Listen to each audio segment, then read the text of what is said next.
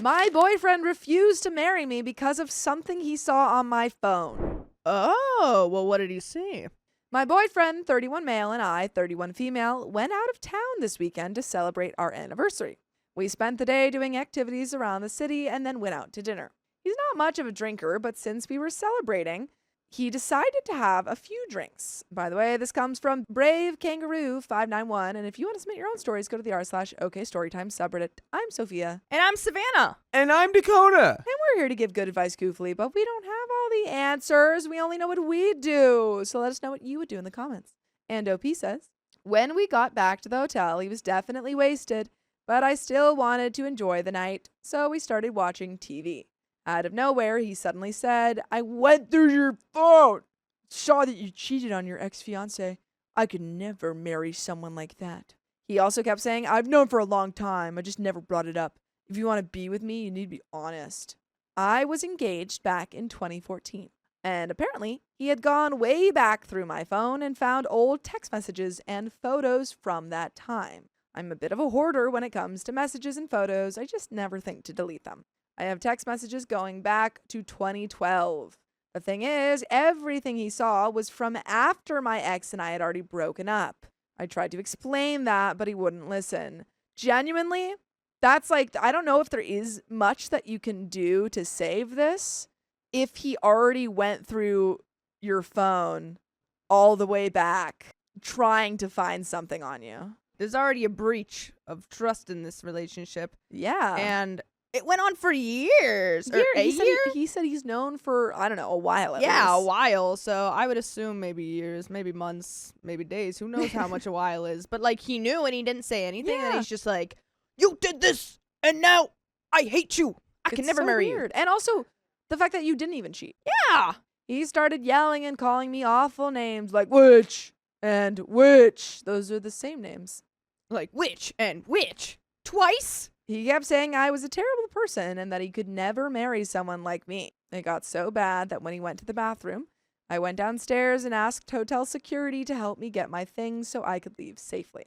Security came up with me, and even then he kept trying to convince me not to leave. Security had to tell him several times that he couldn't stop me if I wanted to go. I ended up going to a relative's house nearby for the night. Since then, he's been texting me nonstop, telling me I'm not marriage material, that I'm a bad person for leaving him there, and that he could never trust me. I'm honestly really hurt and confused. I've never cheated on him or my ex, for that matter. Does he have a right to be upset? Is this something worth trying to work through? And there are some comments, but what are your comments? Well, I feel like I can't take you seriously. yes, you can.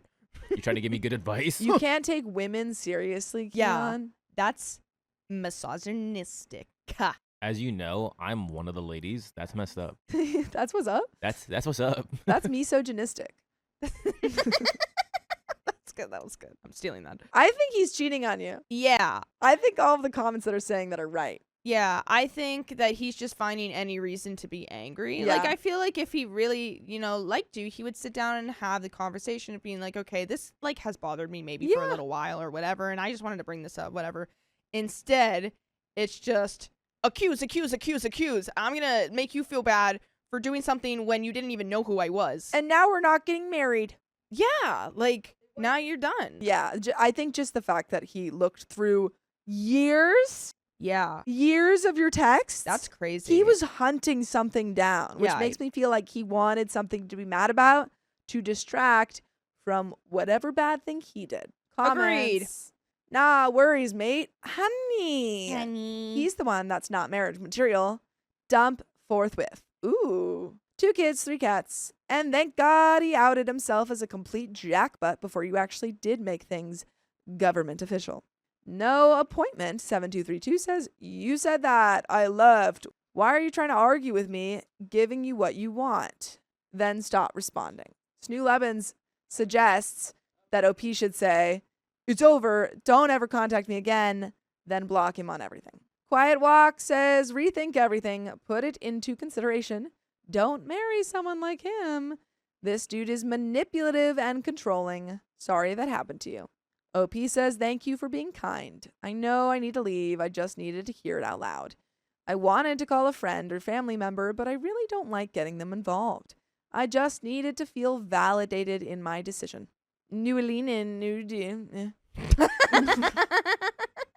Are you still out of town? Are you safe? Do you have a way to get back home without him? Are you guys currently living together? Sorry for all the questions, but he doesn't sound like a safe person to be around. OP says that's another big concern for me. I'm back home, but we still live together. And judgment, not the a-hole, and there is an update 1 day later. I would have to say this man is trash. I would have to And agree. It's annoying that he's like trying to find all this like stuff on you. Is there like a reason for him to feel this way? Like, are you just not mentioning, like, okay, I did do this one thing, and are we not getting all of the story? Because like, why would he think that he needs like a reason to like be mad at you or like go through your stuff and like be like, oh yeah, this and the other thing. Oh yeah, this. It's just so strange. Yeah, this person, yeah. Like, that's crazy. There's no need for that. Just have a conversation. Literally. 1 day later. Now for some context about what he found in my phone. Back in 2014, I was engaged. He came across pictures of me with another man taken in early 2015. Someone who obviously wasn't my fiance. Since he didn't know when my ex and I had broken up, he jumped to the conclusion that I cheated. I'm not saying that excuses his reaction, but I wanted to clarify the situation. It honestly just seems like self-sabotage. He can honestly never let himself be happy in our relationship. It has always been like this. And I should have seen this as a red flag from the beginning. When I got home on Sunday morning, I took some time to process everything and figure out my next steps. I followed your advice and called my mom and best friend. They were both incredibly supportive and helped me think clearly. I decided to go back to my hometown for a few days to give him space and time to move out. On Saturday night, during one of his angry texts, he mentioned he'd be out of the house by Thursday. On Sunday night, I locked myself in my bedroom while he slept on the couch. I even kept my phone under my pillow, just in case, but thankfully everything was uneventful. He leaves early for work, so this morning I packed my things and left. My plan was to stay gone until Thursday when he could move out, but I'll be honest, and I know some of you might shake your heads, I couldn't leave without knowing I had proven the truth. I went through my Google Photos and old messages and found the final conversation between me and my ex-fiance, which confirmed what I already knew. We broke up at the end of 2014. I'm sorry, your husband gaslit you into thinking maybe you did cheat on your ex? What is he trying to get out of this? Like, to just make you feel bad? Yeah. Like, I don't understand. I never cheated. So I sent him a long message. It really does feel like OP wasn't even looking for receipts, just looking for confirmation that she didn't cheat on her ex. Yeah. And like, You would know obviously, that. like, yeah, you would just know. Like, I don't think you would forget that. No. I told him I was done and that I did, in fact, expect him to be out by Thursday. I also told him there was no undoing the things he said or how he treated me, and that I was finally at peace, knowing I told the truth and that I hadn't cheated on him or anyone else. I also included the screenshot of the final text message between me and my ex, confirming the timeline. He read the message and immediately tried to backtrack, saying, "We both hurt each other and need time to process things." We both did. Yeah, no, buddy. Uh-huh. Nope. I mean, this guy, like, Kicked himself in the foot. yeah. He was like, oh, if I, like, keep digging this hole, I think that I'll end up on the other side. Yeah. No, buddy. You're just going to keep going down Yeah. and down and down. There's no China on the other side of that hole. It's just gonna be lava. Yeah. He was completely wrong, and now that he knows it, he's trying to walk it all back. I'm not standing for that. He's so delusional that he feels like he can gaslight me into believing that I hurt him in some way over something that happened a decade ago and I didn't even know him. By the way, I know that you guys can join us to listen to full episodes of stories just like this. Just go to Spotify, Apple Podcasts, or iHeartRadio and search up OK Storytime. But there is a little bit left to this story. Any final thoughts? I just think he's a big poop head. And I agree with you completely. Big old poop head, not worth marrying. Glad you got out before you married him. Poo-poo. Get him out. Not fluffy enough. On to the next. But there is a little bit left to this story. He did apologize for calling me out of my name, but that's nowhere near enough. I feel strong in my decision to leave, knowing I did everything I could in that relationship. I'm so thankful for all of you who offered encouragement and advice during such a dark time. It truly helped me find my strength again. I know I probably should have just let him think whatever he wanted to, but I just couldn't help myself. Now that I'm safe and away from him, I can answer any other questions you might have. I hope I didn't miss anything.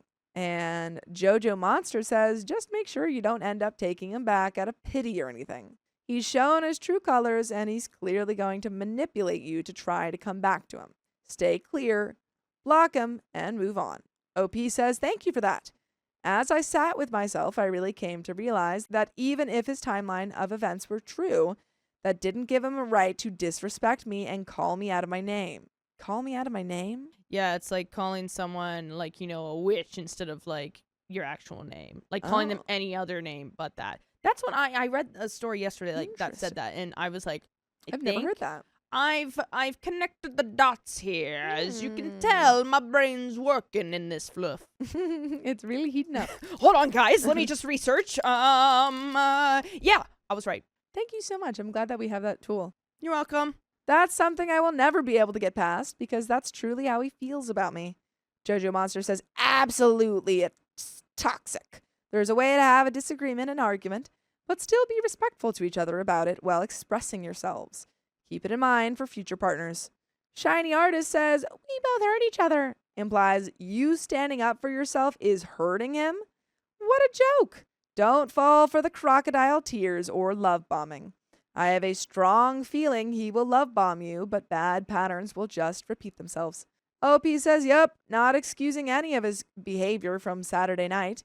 But even after you sober up, you're still trying to make yourself the victim. That tells me everything that I need to know. And instead of manning up and giving a sincere apology, you'd rather try to make both of us at fault? Working Mountain says, we both hurt each other. Excuse me? When did you hurt him? He hurt himself by going through your phone, decade-long history, almost as if to find something, anything to pin you down with. You're so better off without that weight dragging you down. OP says, exactly. Like, how manipulative can you be? You hurt yourself by going to look for something to fit your narrative, and when you found something over a decade ago you thought you could use against me, you waited until you were wasted to tell me how you really felt about me. LOL, it's literally comical the way this is unfolding. And it's not comical how over that story is, because it is over now. Haha! I mean, it's not funny. Sorry, you said comical. I immediately went for haha. But sorry, that's thank you. That is the end of that story. OP, you made the right decision in leaving this guy.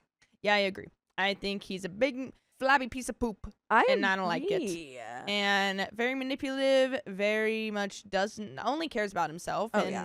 Is gonna probably just be like that for the rest of his life. So let him go and let him be miserable. That's what he wants anyway. It's literally what he wants. He wants to be miserable. Yeah. But that is the end of that story, and we've got another one coming right up. Woo! I am a divorce lawyer and I accidentally dated my client's wife. Oops! This happened a couple months back. For context, I'm a divorce attorney. Been practicing for about 8 years now, mostly family law stuff. Generally pretty routine work. People want to untangle their lives. I help them do it legally. Everyone moves on. By the way, this comes from may not be a lawyer for long. And if you want to submit your own stories, go to the r/OKStorytime subreddit. And I'm Angie. I'm Dakota. I'm Sophia. And we're here to give good advice goofily. But we don't have all the answers. We're just gonna guess what we would do in this situation. Let us know what you do down below. OP says, let's flash back to last March. I took on what seemed like a straightforward dissolution case. Client, I'll call Dave, nice enough guy, been separated from his wife for over a year, just wanted to make it official. Nothing complicated, decent retainer, figured we'd have it wrapped up in a few months. Dave seemed reasonable, not one of those vindictive types trying to burn everything down out of spite. Around the same time, I'd been seeing this woman Sarah for a couple of months. Met her at a coffee shop near my office, really hit it off. She mentioned going through a divorce, but I didn't pry. Not Not exactly first date conversation, you know? She had a different last name from what was in my client files, so when I ran my conflict checks, nothing flagged. Everything was going great with Sarah. Really great, actually. We were taking things slow, but it was heading in a good direction. Until we scheduled the first 4-way settlement meeting. Oh no. It's gonna be awkward. Oh no. Oh no. Oh no. I walk into the conference room with Dave, chatting about keeping things amicable, and there's Sarah, sitting across the table with her attorney. I literally just stopped mid-sentence. My briefcase slipped right out of my hands and hit the floor with this loud thud. And then all your papers spilled out of it, and then also the building lit on fire. And then you peed your pants. And,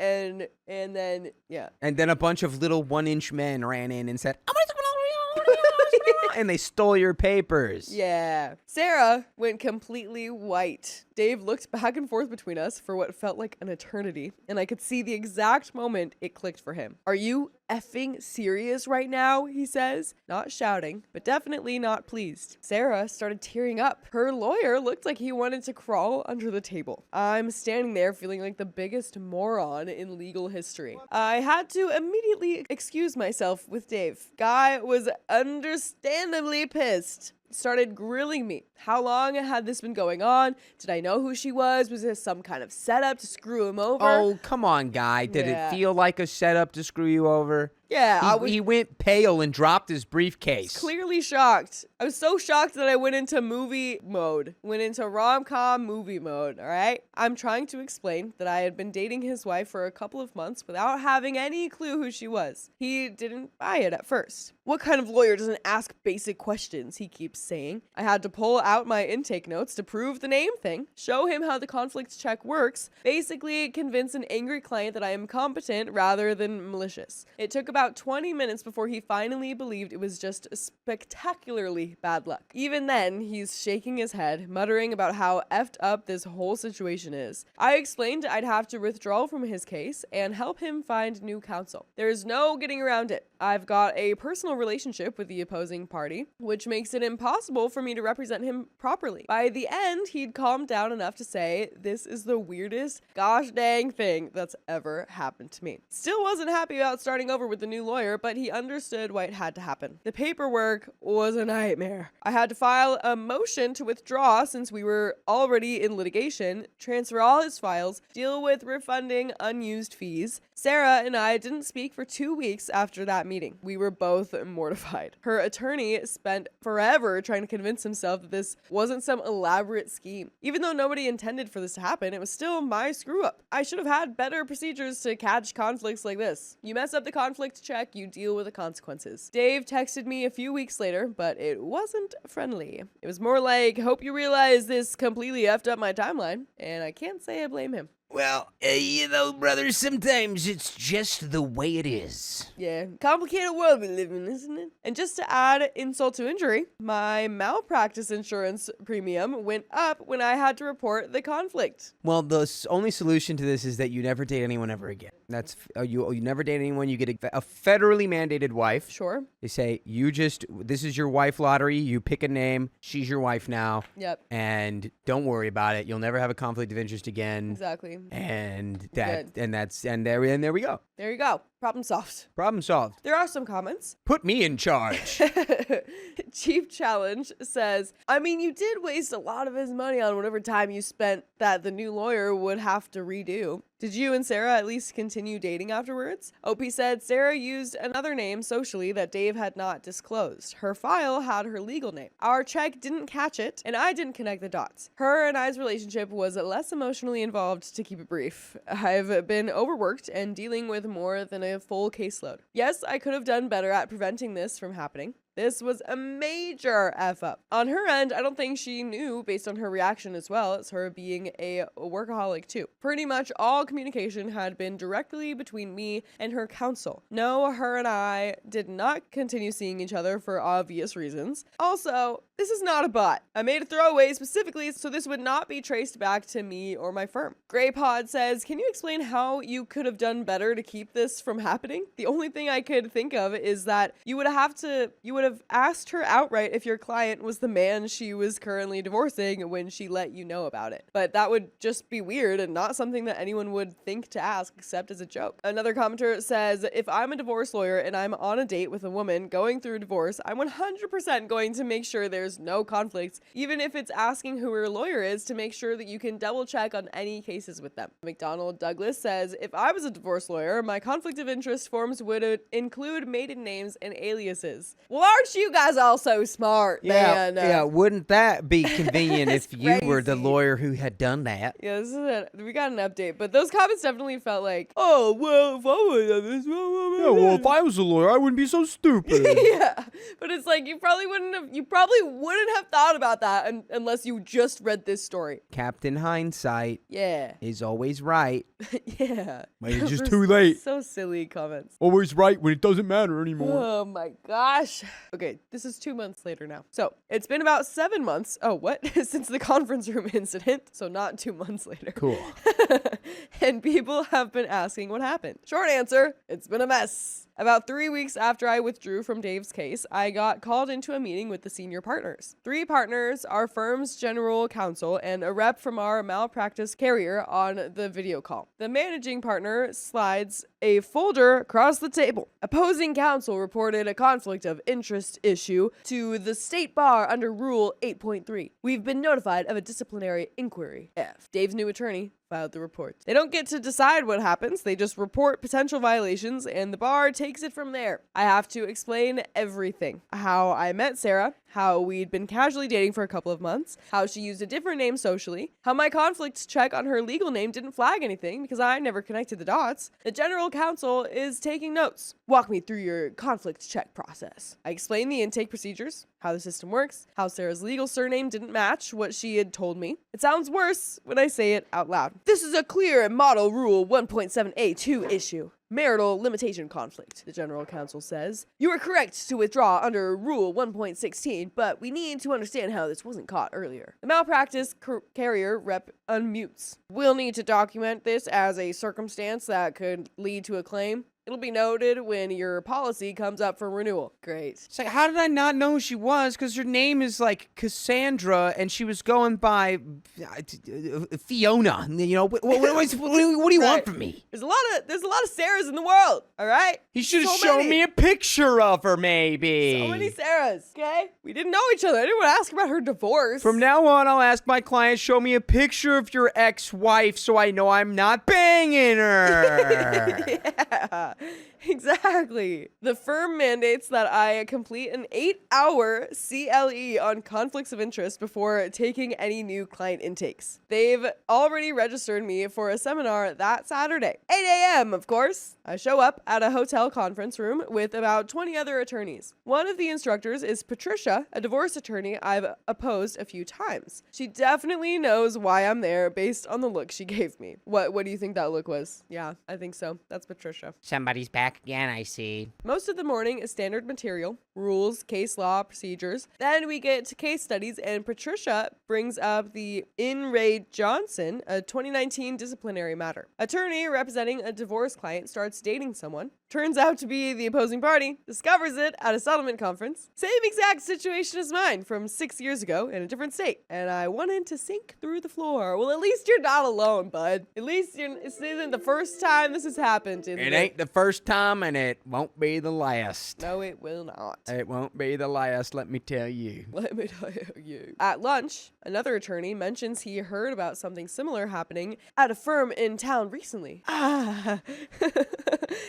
I wonder who that could be. He doesn't know it's me, but clearly the story's getting around. I finish the seminar, pass the exam, bring the certificate back to the firm. A few weeks later, the bar sends a letter. The inquiry is closed with a private caution, basically a warning that stays in their files but isn't public discipline. Could have been worse. My malpractice premium went up about 15% when it renewed in September. The carrier cited the reported disciplinary circumstance in the renewal letter. The firm implemented some new procedures for me specifically. For the next 6 months, I have to get conflicts pre-cleared by the general counsel before taking on any new client. They also added mandatory AKA/nickname fields to our intake forms and conflict check system. That's very smart, honestly, just in general.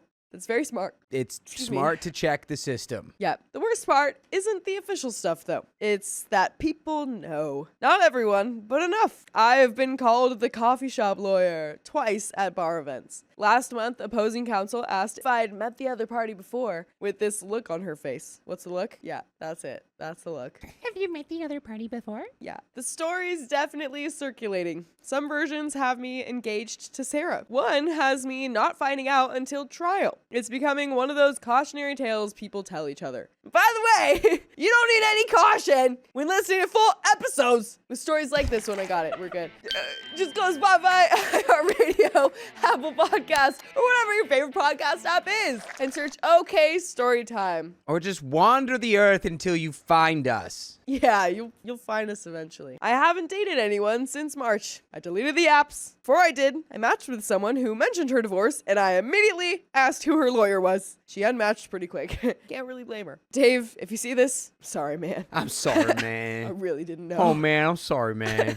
I hope things worked out okay for you. Sarah, hope you're doing well. Everyone else, just ask the basic questions. Run proper conflict checks. Verify AKAs. It's not worth it. We do have some comments from the Boru. The Baru. Don't know what that is. On Peru. The Boru. Best of editor updates. Oh, the best of Reddit. President Great. Nixon. Comment number 1. My cousin is going through court with her ex, and every time a new name appears on the paperwork, she calls me, and the two of us hit up social media and Google like we're the FBI. I cannot imagine not doing that in this day and age, even just to get an idea of who they're up against. And that's the end of that story. My best friend treated me like a backup boyfriend while she was still with him. I want to be your first boyfriend. We've known each other for a few years, but in the past 6 months, we've gotten a lot closer. At the beginning of summer, she hung out at my house for about a week. She'd often stay after others left so we could work on stuff for a group we're in, sometimes until 3 a.m. Wow.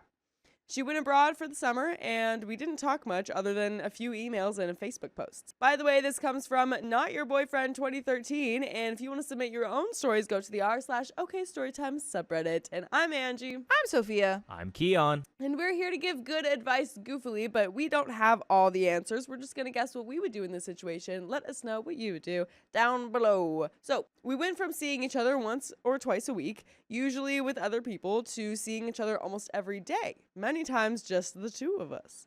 She started working out with me 3 to 4 days a week, and we often got dinner after, just the two of us, and then played video games or watched TV at my place. Sometimes my roommate joined, but more often it was just us. We've started texting pretty much daily, and it's become an expectation that we hang out on breaks from college. She's left video game stuff at my place and is borrowing my DVDs. I've noticed some changes in our relationship in the last few months. There's been a lot more innuendo, a little bit more physical contact even. Once we spent an entire workout tickling each other. She's started telling me much more personal stuff and acts much more open and uninhibited around me than with other people, a bit more flirty too. She's already making all sorts of plans around us in the future. She wants me to teach her programming next semester, was thinking of getting a summer internship in a faraway state so we could hang out when I travel there, and was disappointed that I was going abroad for a month since she wanted to hang out. The thing is, she has a boyfriend of 5 years. They've been on the rocks for a while, and she's been complaining about him a lot and telling me how she wants to break up with him. But then, sometimes when we're hanging out, she'll mention how we spent the night last night and how she's unsure if she'll break up with him, and once in a while, she'll even invite him to hang out with us. All I can say is that if I were her boyfriend, I would be very uncomfortable with how close we've become and the stuff we're doing together. A ton of people have asked me if we're dating. Even her sister, who has never met me and lives on the other side of the country, now knows who I am. I recently found out from a mutual friend that she had feelings for me about a year ago, but I don't think she does anymore. Recently, I realized that I'm pretty much in love with her. We get along great, have similar senses of humor, shared intellectual interests, a lot in common, and similar values. But when I think about how our relationship has evolved, it makes me think that I'm just pining for her and hoping she'll come around while she's using me as a pseudo replacement for her failing relationship. I care about her deeply and enjoy her friendship, but it just seems like what we have isn't very healthy for either of us, and I should start distancing myself from her as soon as possible. What do you all think? And there is an update, and we're like barely even a quarter through this story. You are in love with her and therefore need to create boundaries. Because she's in a relationship, dude. Yeah, totally. I think you maybe hang out less because you're contributing to that too. Or be like, hey, like, I've noticed that we're kind of crossing the line here. Yeah. This is how I feel. Yeah. I have no desire to break up your relationship. Right. Or butt into it as we've kind of been doing right now. Yeah. So if you're going to stay in that relationship, that's fine. Yeah. I can't continue the friendship that we have in the way that it's going. We do have an update. I just told her that in 3 weeks, I'd be picking up and leaving for the other side of the country to pursue some other opportunities. I had been thinking about this anyway. It was the right choice for me, and it had the added benefit of separating us when we clearly needed to be separated. We talked about it for a few minutes, and then she said, I'm still wrapping my head around this. I don't know what I'm going to do when you're gone. I guess I'll just be indoors playing video games all day, or I'll have to spend more time with boyfriend. That pretty much confirmed what I suspected. I had become her pseudo-boyfriend since she basically just admitted that the time she spent with me was replacing the time that she spent with her boyfriend. We were hanging out in my apartment today when her boyfriend called. He asked her what she was doing, and she just said that she was hanging out in the geographic area of my apartment. She didn't mention my name or what we were doing. Yeah. Her boyfriend knows who I am, and we're kind of sort of friends. We've hung out a few times. She's told him about me. We're Facebook friends. The fact that she didn't tell him more explicitly just confirms my suspicions. As I said in my original post, she would never physically cheat on her boyfriend, but we seem to be straying into the territory of emotional cheating. As for how I feel, I think it's for the best that we'll be separated soon. I also thought more deeply about how I feel about her, and I realized that while I do love her, it's becoming more platonic love you feel towards someone you deeply care about, rather than romantic love. I'm at peace with how things are, and even if I had the opportunity to change them, I don't think I would. As for now, we hang out pretty much every day and still get meals together. I'm pretty sure she spends significantly more time with me than she does with her boyfriend.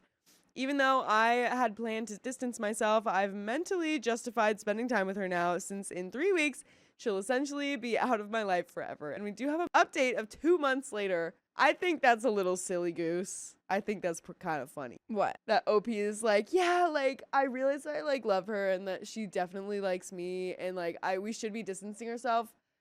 But, like, we still spend every day together. Yeah. Get food all the time. The problem is that I think OP recognizes that this is no longer appropriate because she's in a relationship, but he's getting what he wants.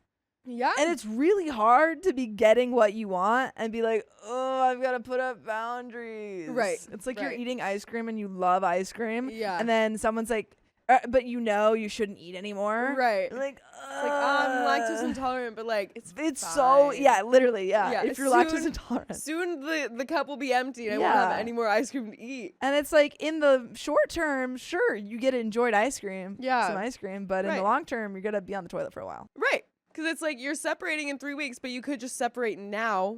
You don't have to be in another state or across the country. Nah, you don't have to finish that bowl of ice cream. Once you're aware of it, you gotta set the boundaries. Yeah, honestly. It's like you can be non-aware of it. Yeah. But once you're aware of it, it's like, okay. We do have a second update 2 months later. As I wrote in previous posts, a new opportunity came up and I decided to take a big risk, leave everything behind, and move across the country to pursue it. There were some delays, so I ended up moving about 90 miles away, where I would stay for 3 months before moving cross country. She had some family there, so we hung out a few times when she visited, but nothing of note happened. I decided to drive the 90 miles and visit our hometown the weekend after Valentine's Day because it would be the last chance to see all my friends before I moved away for good. She offered to let me crash on her couch, and I agreed. We hung out during the day, and in the evening, I went to see some of her other friends. she and I got dinner together, and then we went back to her apartment. We did end up getting very handsy. What? Come No clothes came off, on. and we didn't make out or anything like that. But at one point, she was lying on top of me, and Yeah. I was playfully squeezing and tickling her all over her body. Yes, including all of the off-limit areas, and I mean all of them. Bro, you're cheating. That's cheating. This That's- is cheating. Well, she's fully cheated. I mean, you Yeah. know, he's doesn't have religion, but he is Right. complicit in her cheating on her boyfriend. Yeah, you are Fully. Right Aware. after Valentine's Day. right after Valentine's Day. Told you, love is still in the air. No. Like the fact that you're hanging out with friends and then getting food just with her, I'm assuming, and then going back to her apartment anyway is all just so bad. Come on. Come Slick says, no, on. it's just tickling. Yeah, no. But Opie continues. This wasn't the first time this kind of thing has happened. We both justified it by saying we were just having fun and playing around, but I think that was because neither of us wanted to admit that we had crossed a line and were in a moral gray area at best. Those kinds of mental gymnastics led to some strange situations, like cuddling and holding hands, being off bounds, but squeezing her front airbags and butt was totally fine. But only if it was during one of these play sessions. Otherwise, that was off bounds too. Come on. You guys are Come so crazy. on. You're so crazy. That is. Y'all are wrestling now? We stopped playing around after some time and got wasted. Neither of us expected that to happen because we both don't like drinking much. We're the type of people who wouldn't even drink on New Year. We were having a good time, drinking, listening to music, playing video games, and talking.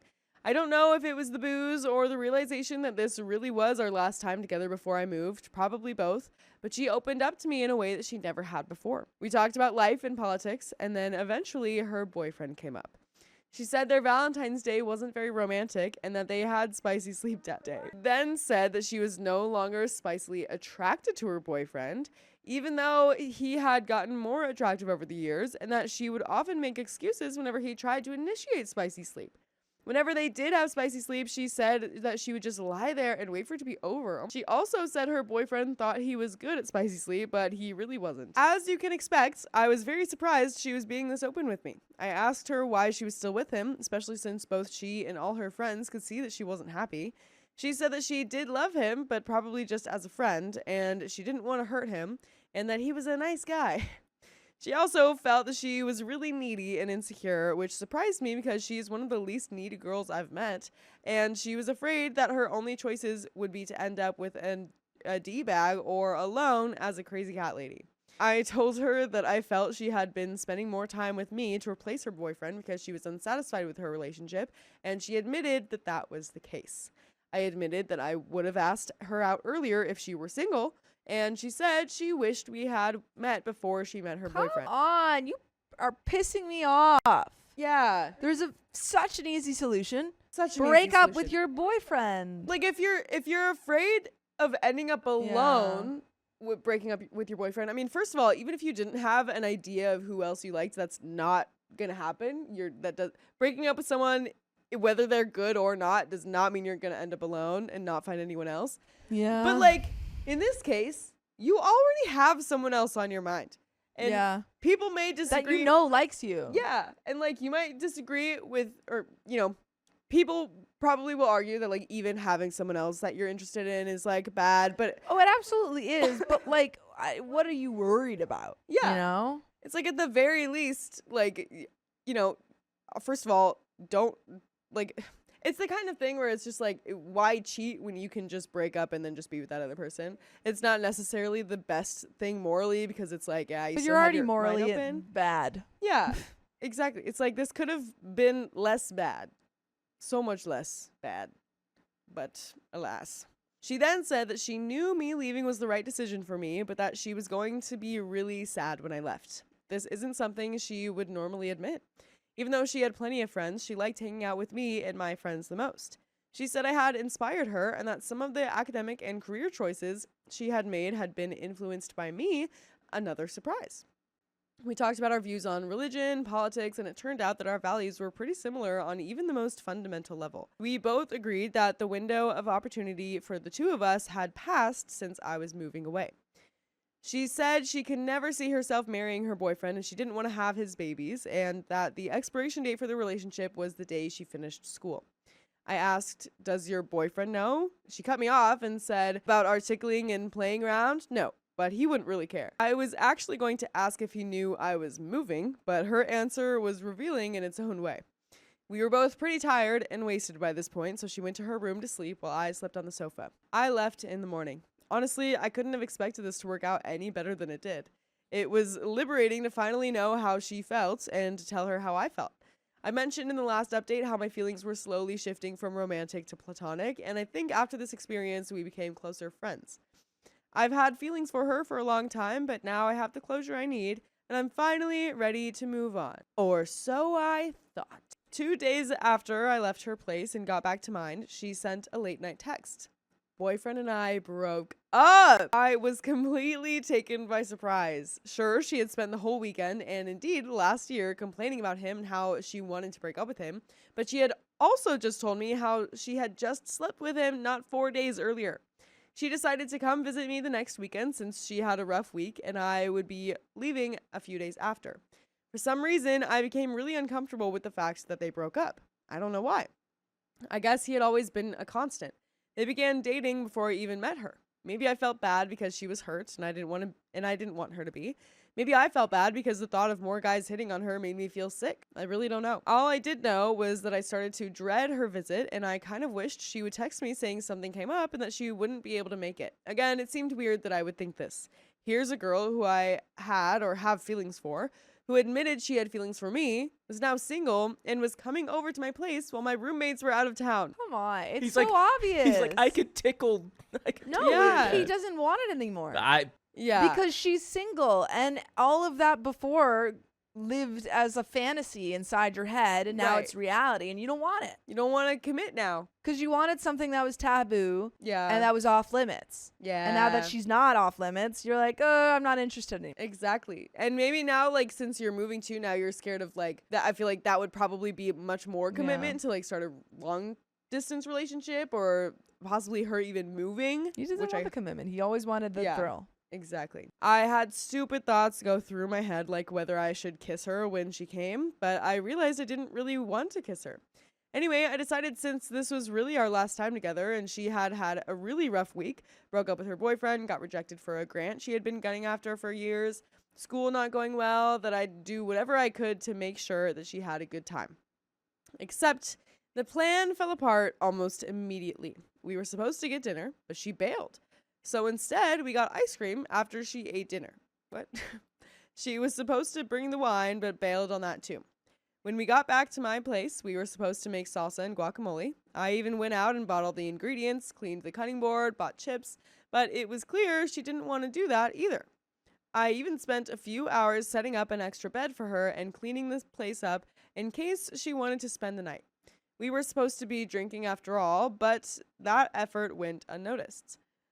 There was more distance between us, both physically sitting farther away from each other on the couch than we normally do, and conversationally, although things improved throughout the course of the night. Eventually, she started talking about what happened.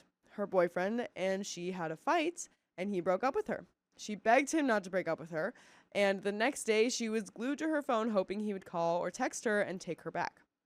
Then she said she went to a martial arts class with a buff guy that she found really attractive, and she enjoyed wrestling with him and wasn't sure how to flirt since she had been with her boyfriend for 4 years. Oh, she found a new wrestle buddy. You've been replaced, OP. That's why she didn't want to have dinner and drinks. Yeah, no tickle fights for you anymore. Tough nuts. This girl is just like, She doesn't care about your feelings. no. She She's playing with you. has been talking about breaking up with her boyfriend for a year. Yeah. He breaks up with her. Yeah. She wasn't going to do it. And then she's like begging him to stay and so obsessed with her coming back. She just doesn't know how to be alone, it seems. No. Not at all. She is so messy, Daisy Dreamer. You're so right. Oh my goodness. Honestly, I found the whole situation to be kind of messed up. She had basically set up a timetable to break up with her boyfriend when she finished school, and when he messed that up by abruptly breaking up with her, she was begging him to take her back. There were times when we would hang out and she would be complaining about him. He would call, she would roll her eyes and then answer in a lovey-dovey tone. Anyway, we ended up lying on my bed, no cuddling or anything like that, and watching Netflix, and we did have a pretty good time. There was also an opportunity for playtime, like in our previous visits, but at this point, I really didn't want to. It got pretty late, so we got into my car and I dropped her off. When we reached her house, she has family that lives here, so it was a short drive. Our goodbye was pretty much, good luck with everything, have a good life, and shaking hands. She handed me a note and then got out of my car. When I got back, I read the note. It was 3 sentences referencing inside jokes that we made, and her saying I was welcome to sleep on her couch if I was ever in town. And that was it. When I reflected on our friendship, I realized that she got way more out of it than I did. I was always inviting her to events at my place, offering her rides, teaching her stuff like weightlifting and HTML, helping her with computer issues, supporting her when she ran for president in an organization that we were in. On her birthday, I went through a lot of effort to get her an awesome gift, made a really cool card, and when I was leaving, I gave her an awesome parting gift and made her a playlist that referenced all of our inside jokes. You guys are so in love. You're so silly. I don't even think they are in love though. But it's just like, I think that they both have put each other on pedestals. Yeah. And see, the perfect relationship that they could have with the other person, but it's not reality. Yeah, I think so. I always had her back, not because I wanted to be with her or expected anything in return, but because that's what good friends are supposed to do. The only thing I could ever think of her doing was letting me sleep on her couch 1 or 2 times and paying for my ice cream that night. This was a friendship where I kept giving, and she was sort of sucking me dry. After she left, I realized that I'm no longer in love with her. If she wasn't giving to one of her closest friends, she certainly wouldn't be giving in a relationship or even in bed, for that matter. I was in love with the idea of being with a girl who I connected with, since most girls I've met aren't my type, and we connected really well. But she's got a bunch of issues that she needs to work out. I feel like you have issues you need to work out Thank you. too. Both have You took the words right out of issues. my You mouth. can't say that it's just her. Yeah, I don't like you, OP. I don't like you either. I don't like any of the people in here. No. I just don't. You're gross. But there's more. I still care about her a lot, but I'm kind of glad I won't be seeing much of her anymore. It turns out she got a summer temp job in a city 8 hours from where I'll be. So she said she'll come up for a weekend during my birthday. By the way, you can listen to us on your birthday or any other day for that matter by going to Spotify, iHeartRadio, Apple Podcasts, or whatever your favorite podcast app is. Just search OK Storytime and you're going to see full episodes with stories just like this one. There is a little bit more to the story, but yeah, I don't like you. I don't like you at all. I don't like you one bit. Yeah. And I think you're just now realizing that this was never going to be a proper relationship.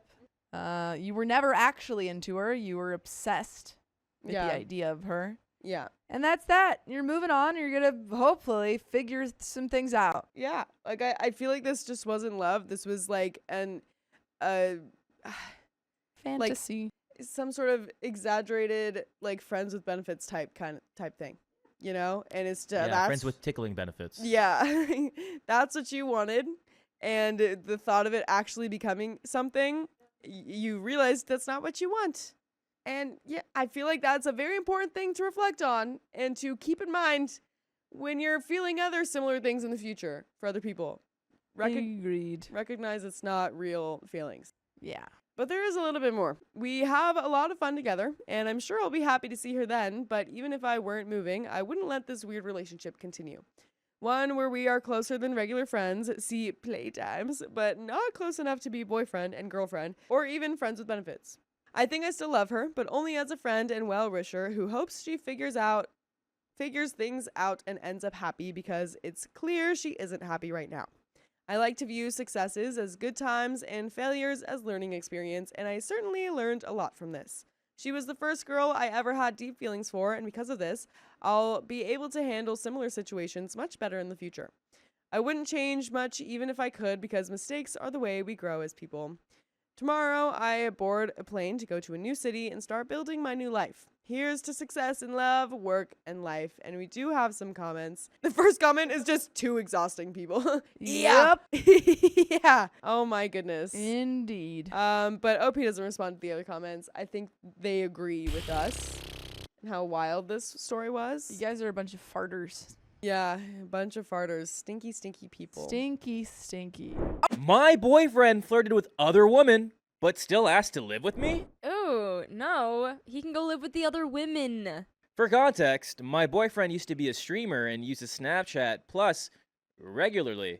His Snap score is near 300,000 and grows by thousands each week. Again, he's also a streamer. He's one of those dudes with a big personality that makes friends everywhere he goes.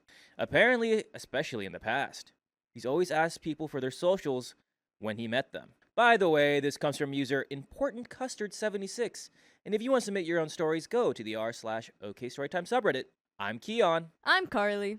And we're here to give good advice goofily, but we don't have all the answers. We just know what we'd do. So let us know what you would do. And I don't know, Doxter. I want to know who this guy is. Put OP. your everybody here in chat right now. Put your Snap scores. Put your in Snap the, score. in I want to the know your chat. Snap score. Opie says, additionally, he has a kid from a previous relationship. I don't. We've only been together for half a year, 6 months. The kid adores me, or she used to.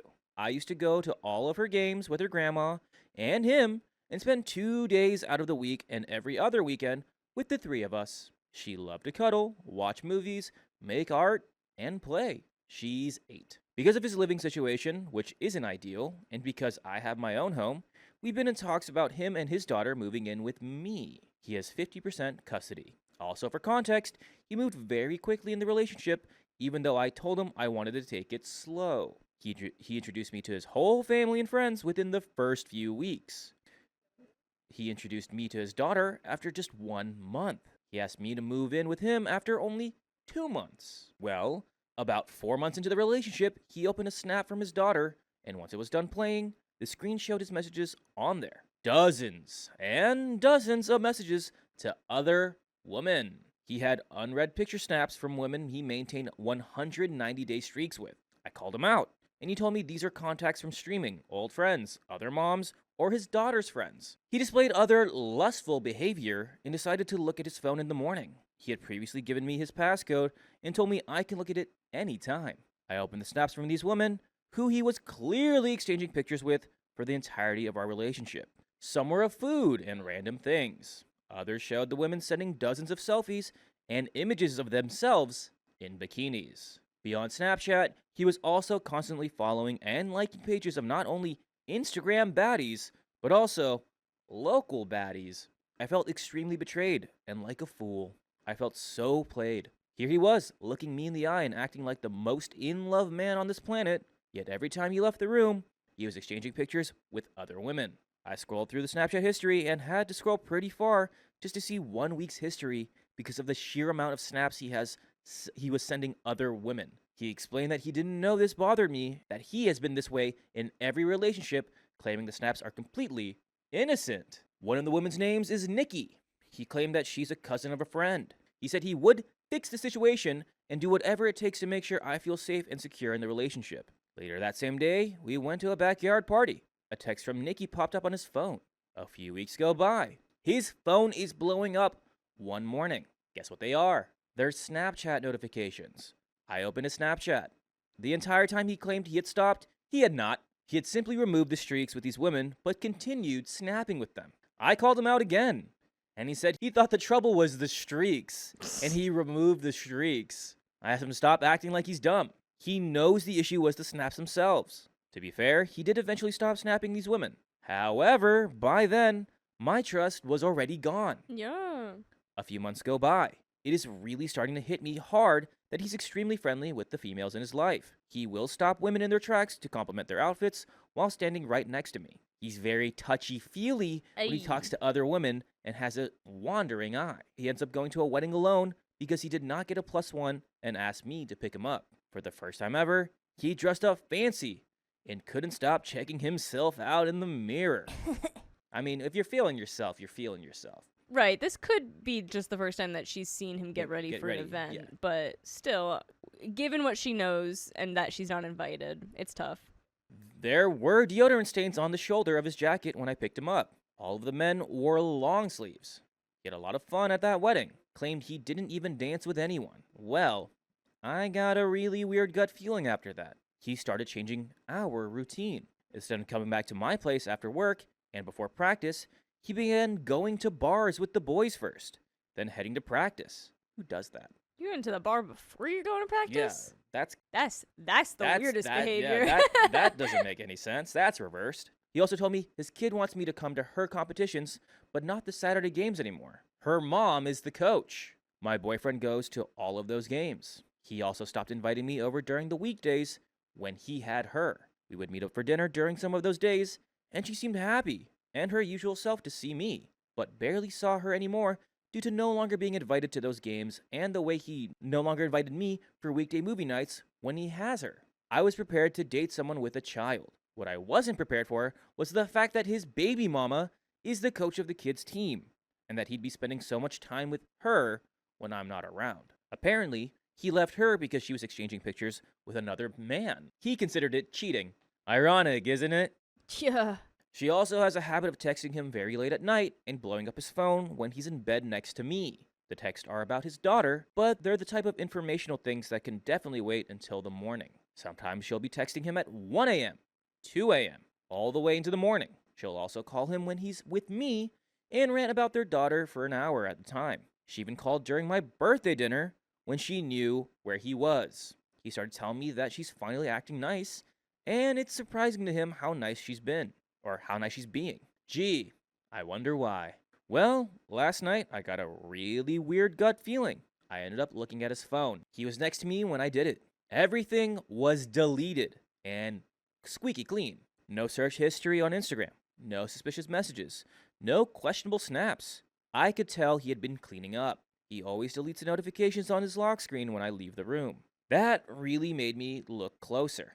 It was clear to me that he was just learning how to hide it all better. Then I checked his Facebook activity. Somewhere he probably thought I wouldn't look. It showed me weeks of him looking up the same 3 women since he went to the wedding. It was weird because it was just those specific 3, and he kept looking them up and visiting their profiles, but he wasn't friends with them on there. There were also exotic dancers from the next state over whose profiles he was looking up and visiting.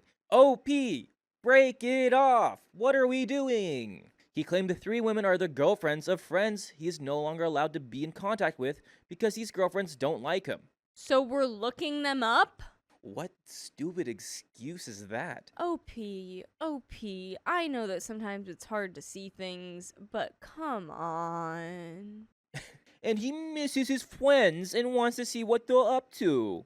I asked why he wasn't visiting those friends pages and why it is those specific women that he looks up habitually. For a month now, every other day, and why is he visiting spicy dancer profiles? He said it must have just popped up and he clicked on it. By the way, you can click on our profile, OK Storytime, and you can listen to full episodes with stories just like this one. Again, do that. Click on OK Storytime on your favorite podcast app, Spotify, Apple Podcasts, iHeartRadio. We're there. It's true. There's a little bit left here. I think we know the answer. Because OP, it seems like he's just having you in this loop around of lie, deceit. You know what's going on. I think you just gotta rip off that Band-Aid. Yeah, I think you need to get out of there. Yeah. Even if he's not physically, or you don't even need the proof of physically cheating on you, he's doing all these things and he's He's still lying to cheating you. on you. It's emotional cheating. It's physical cheating through pictures. It's disgusting. Yeah, exactly. He's cheating on you. Get out of this. And I mean, it's only been less than a year, it seems like, that you've been together. It's been 6 months. OP. You should not have these problems 6 months in. Yeah. Consistently the whole time. Like, I get it. Like, he's a streamer, but like these excuses are bad. Most streamers I know aren't Snapchatting girls all day. I was gonna say streamers like very popular, like they know a lot of people, but this is You're not usually Snapchatting individual girls though. and all just day. specifically women Right. or like And their looking them daughter's up. friends. looking them up. Yeah, and then I like pressed on a spicy dancer by accident many times. I miss my friends, but these are the girlfriends, so I want to talk to my friends, but they don't like me. Right, like no, liar, your pants are burning off because they're on fire. Be a better liar too. Yeah, At this point, I'm convinced the guy is using me to have a place to live for him and his daughter, and he's clearly still shopping around. If I ever obsessively visited the profiles of the same several men, it would be because I'm interested in those men. I just need to know if I'm overreacting or if this looks as bad to everyone else as it does to me. And we have some comments. Comment number 1. A grown but adult man on Snapchat is all the red flag I needed. Didn't have to read the rest. Then I read that you're already cuddling with his daughter and talking about moving him in with you at the 6-month mark? OP replied, he's pushing to move in. Obviously, I'm not gonna do that. Comment number 2. Really just sounds like man's not ready for a serious relationship. Yeah. Comment number 3. You're basically dating a man-child with a Wi-Fi connection and a Snapchat regular use. The only thing he's committed to is keeping his streaks alive. Anyone who says, I didn't know that bothered you while sending bikini pics all day is playing dumb on purpose. Don't move him in. Unless you're opening a daycare for emotionally stunted adults. That's pretty funny. And that is the end of that story. That's the end? Yeah. LP, you Break know. up with this man. LP, you know. Come on. I lied to my boyfriend about my childhood secret and finally told him the truth. Imaginary friend. I'm aware that this is a terrible thing to do, and I will live with the guilt of it my whole life and cannot apologize enough to those affected by this. When I was starting 8th grade, I went into a completely new school district due to bullying at my old school. I still had one friend from my old school who I texted daily. We'll call her Molly. By the way, this comes from Square Efficiency 553, and if you want to submit your own stories, go to the r/OKStorytime subreddit. I'm Sophia. I'm Riley. And we're here to give good advice goofily, but we don't have all the answers. We only know what we'd do, so let us know what you would do in the comments. And OP says, Molly and I had this idea to see how long I could convince the students at this school that I was colorblind. I am not. And we decided it would be easiest for me to pretend to see in just black and white, which I'm pretty certain is not a thing. So I wouldn't get stumped if people tested me. Unfortunately for me, I was quite convincing and nobody ever called me out if they doubted me. I went on to fall out of contact with Molly because she stabbed me in the back and was then worried everyone would hate me when I came clean alone without her to defend that we had come up with it together. At this point, I had made a whole new friend group who believed me, and the entire school that knew me also knew that I was colorblind. Fast forward to meeting my now boyfriend. Nothing special, just lucky on a dating app. He was everything I was looking for, and I couldn't have been more happy and still am. We have never fought in the 2 years we've been together, apart from silly debates about SpongeBob plots and what kinds of food is better. I love him more than anything, and I want to spend my life with him. However, I don't believe I deserve to have that. When we started getting serious, he met my best friend since high school. And in the meeting, my color vision came up, and rather than come clean to my best friend, I decided to lie to my boyfriend, and I feel terrible to this day. My issue is I don't believe I can continue to go forward when there is this lie hanging over the whole relationship for no reason. I feel I have done the equivalent to cheating on him by lying for our entire relationship. I know I have to come clean, and I'm going to, and hope for the best. I suppose I simply would like advice on how to best go about it. His family also believes I'm also colorblind. Feel free to rip me a new one in the comments. I deserve it for faking a disability, and I take full responsibility and will not claim I was a child and didn't understand. I knew I was wrong, and I regret it. Edit, those telling me to add to the lie are not helping. I know some are jokes. My issue isn't I'm scared he'll figure it out. I want him to know. I simply want a smart way of going about telling him. Comment 1. Listen, I once convinced a priest I was my twin when I was in 7th grade. Except I don't have a twin. I'm an only child. That's what kids do. They F around. In your case, you're finding out a little too late. If I can come clean and risk eternal damnation with a man of the cloth, he ended up finding it hilarious, but did recommend therapy. I'm sure you can come clean to folks, because it's effing funny. Comment 2 says, I am legitimately blind in one eye, and almost everyone I know constantly forgets about it. I have no idea why anyone would give a single F about whether or not someone was colorblind, let alone bring it up constantly. Comment 3, here's the thing. You've been feeling shame about this for so long, you've lost perspective. So I'll tell you, this is objectively hilarious. It's also not that big of a deal. You told a lie as a kid to get attention. You didn't hurt anybody with this lie. You got in too deep and kept it up to avoid embarrassment in high school. Probably when the shame started getting tangled into it because you knew by that point that it's a little cringe to tell an attention-seeking lie. Now you can't separate the reality that it was a dumb, silly thing to do, and nobody's gonna hate you or cut you off for it. From the alternate reality you've created in your head, that this was a shameful lie and you've betrayed your friends and the boyfriend by telling it. The alternate reality is not a thing. It's not real. Try to get an aerial view of this. Imagine your boyfriend claimed to be left-handed as a kid because he thought it'd be cooler and somehow managed to learn to write with his left hand and fooled everyone. Now imagine him coming to you solemn, guilty, almost in tears, and admitting that he's not actually left-handed. He's been right-handed all along. You'd laugh your butt off, right? I mean, if my husband told me that, I definitely would, because it's funny and nobody got hurt. And it's so not a big deal. I'd probably make fun of him for a while. Not mean, just teasing. And then I'd probably forget about it. Maybe once in a while I'd remember and chuckle again. Just come clean to your boyfriend. It's not that deep. Your brain and shame are tricking you. And OP does reply, but I agree with all those comments. I think that was also really nicely worded. 'Cause Yeah. that's what I was saying too, where like I think there were a lot of people who were like you're making a big deal, like brushing it off, and it's so Yeah. clear that to this person, It like they is a have huge made deal. like, and so I like the way that person worded it. That was like, hey, like Yeah. you've been kind of inside for so long, like dealing with this, that you have lost perspective. Like this is Yeah. fine. It's like when you know, are worried about something and then you internalize it and then you're thinking about all the worst possible scenarios. And then when you like journal or you tell someone, you're like, oh, actually, it's really not that bad. Yeah, It's just getting perspective on it. that is a constant. I feel like lesson that you never stop learning is Yes. just being like, oh my gosh, I can't believe that open communication Yeah. made everything better. And Huh. then you learn that lesson, promptly Forget forget it. it, and then Yeah. have to just relearn constantly. and be like, it's "Dang." Groundhog's So Day. it is a little bit. Wow, can't believe open communication saved the day again. OP replied, thank you so much. I told my mother and asked for help, and she couldn't stop laughing enough to speak.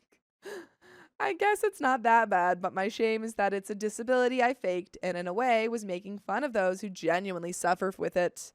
And a comment 4 says, LOL reminds me of how I said I lost my virginity to a non-existent man named Jack and kept it alive for an entire 7-year relationship with a dude I actually lost it to.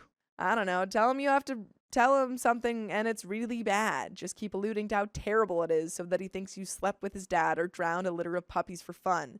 Then when you finally reveal it's just that you're not colorblind, he's relieved. OP says, I hate to admit that's what I was thinking from the start, but I don't think I could bear to even make him think I would do that. Update. I spoke with my boyfriend last night while having pizza. I simply said what I typed above, as many people suggested, and after a lot of blank stares, silence, and a simple, what? He started laughing.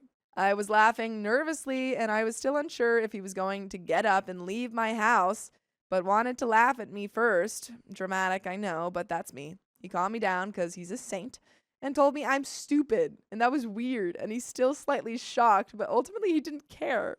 We continued eating our pizza, watched the next Marvel movie in our lineup, and had a completely relaxing night. I waited to update, still unsure if he was staying with me after a night's rest on it, but I'm happy to say it's as if nothing has changed and I couldn't be happier. I saw a few comments of Paul that I was sorry for lying to my boyfriend, but nobody else. I will admit my post did make it seem that way, and maybe he was the catalyst to make me take the steps towards coming clean, but I do deeply regret lying to my friends as well. And you guys would deeply regret it if you didn't listen to full episodes of stories just like this. Just go to Spotify, Apple Podcasts, or iHeartRadio and search up OK Storytime. But there's a little bit left to the story. On that note, I told my best friend as well over the phone because she lives hours away at college right now. And she also thought it was hilarious and shocking I managed to keep it up this long. She also said she wasn't upset with me and it changed nothing between us apart from the relentless teasing I'm sure is coming my way.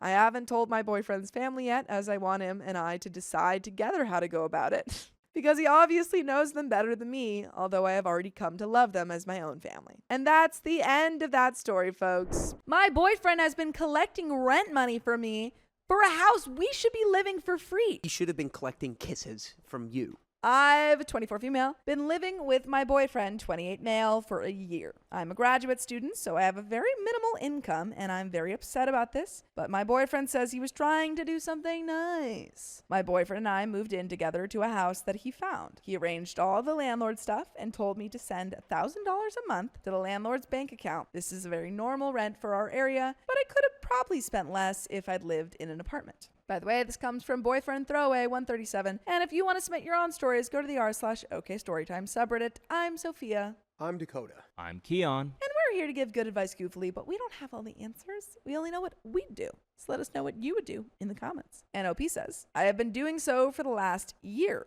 only to find out yesterday from his mom that his parents actually own the house and they aren't charging us rent. Upon hearing this, I asked my boyfriend about the $13K that he has sent me to some account, and he told me that he was doing it for me as a gift to give back later so I could see how much I saved. Okay. That was the one thing I was thinking might be a pass. I wasn't going to float it out there, but like, that's weird because it also feels like something like a parent would do. Icky. It almost feels like something his parents did and now he's doing it to you. And also, this makes me think that I originally thought that the money was going to his parents. Seems like he's keeping the money. At this point, That's- you immediately go, oh, all right, give it back. And if he doesn't, then what are you talking about? I would immediately break up. Then what are you talking about? He stole $13,000 from Well, her. if everything else is fine and then it's this and it's like, oh, okay, so you still have my money. All right, give it back. Never pull something Yeah, like that to me that's again. You are insane. not my dad. I'm livid. I'm not irresponsible with money. I have no debt, and I even have some savings. Over the last year, there have been things I've had to miss out on because they just weren't feasible financially without this money. There have been some times when I couldn't get my tires replaced or couldn't get a new blazer to replace my threadbare one, so my boyfriend got to swoop in and save the day. It always made me feel so bad that he could live just fine on his salary. Not that much higher than mine, but I couldn't live well on mine. Now I know it's because he was spending $1,000 less than I was every month. I don't know what to do. I feel upset and uncomfortable about the whole situation, but my boyfriend won't listen to me. He keeps saying that this was supposed to be a surprise gift, and I'm taking it the wrong way. My own money was a surprise gift?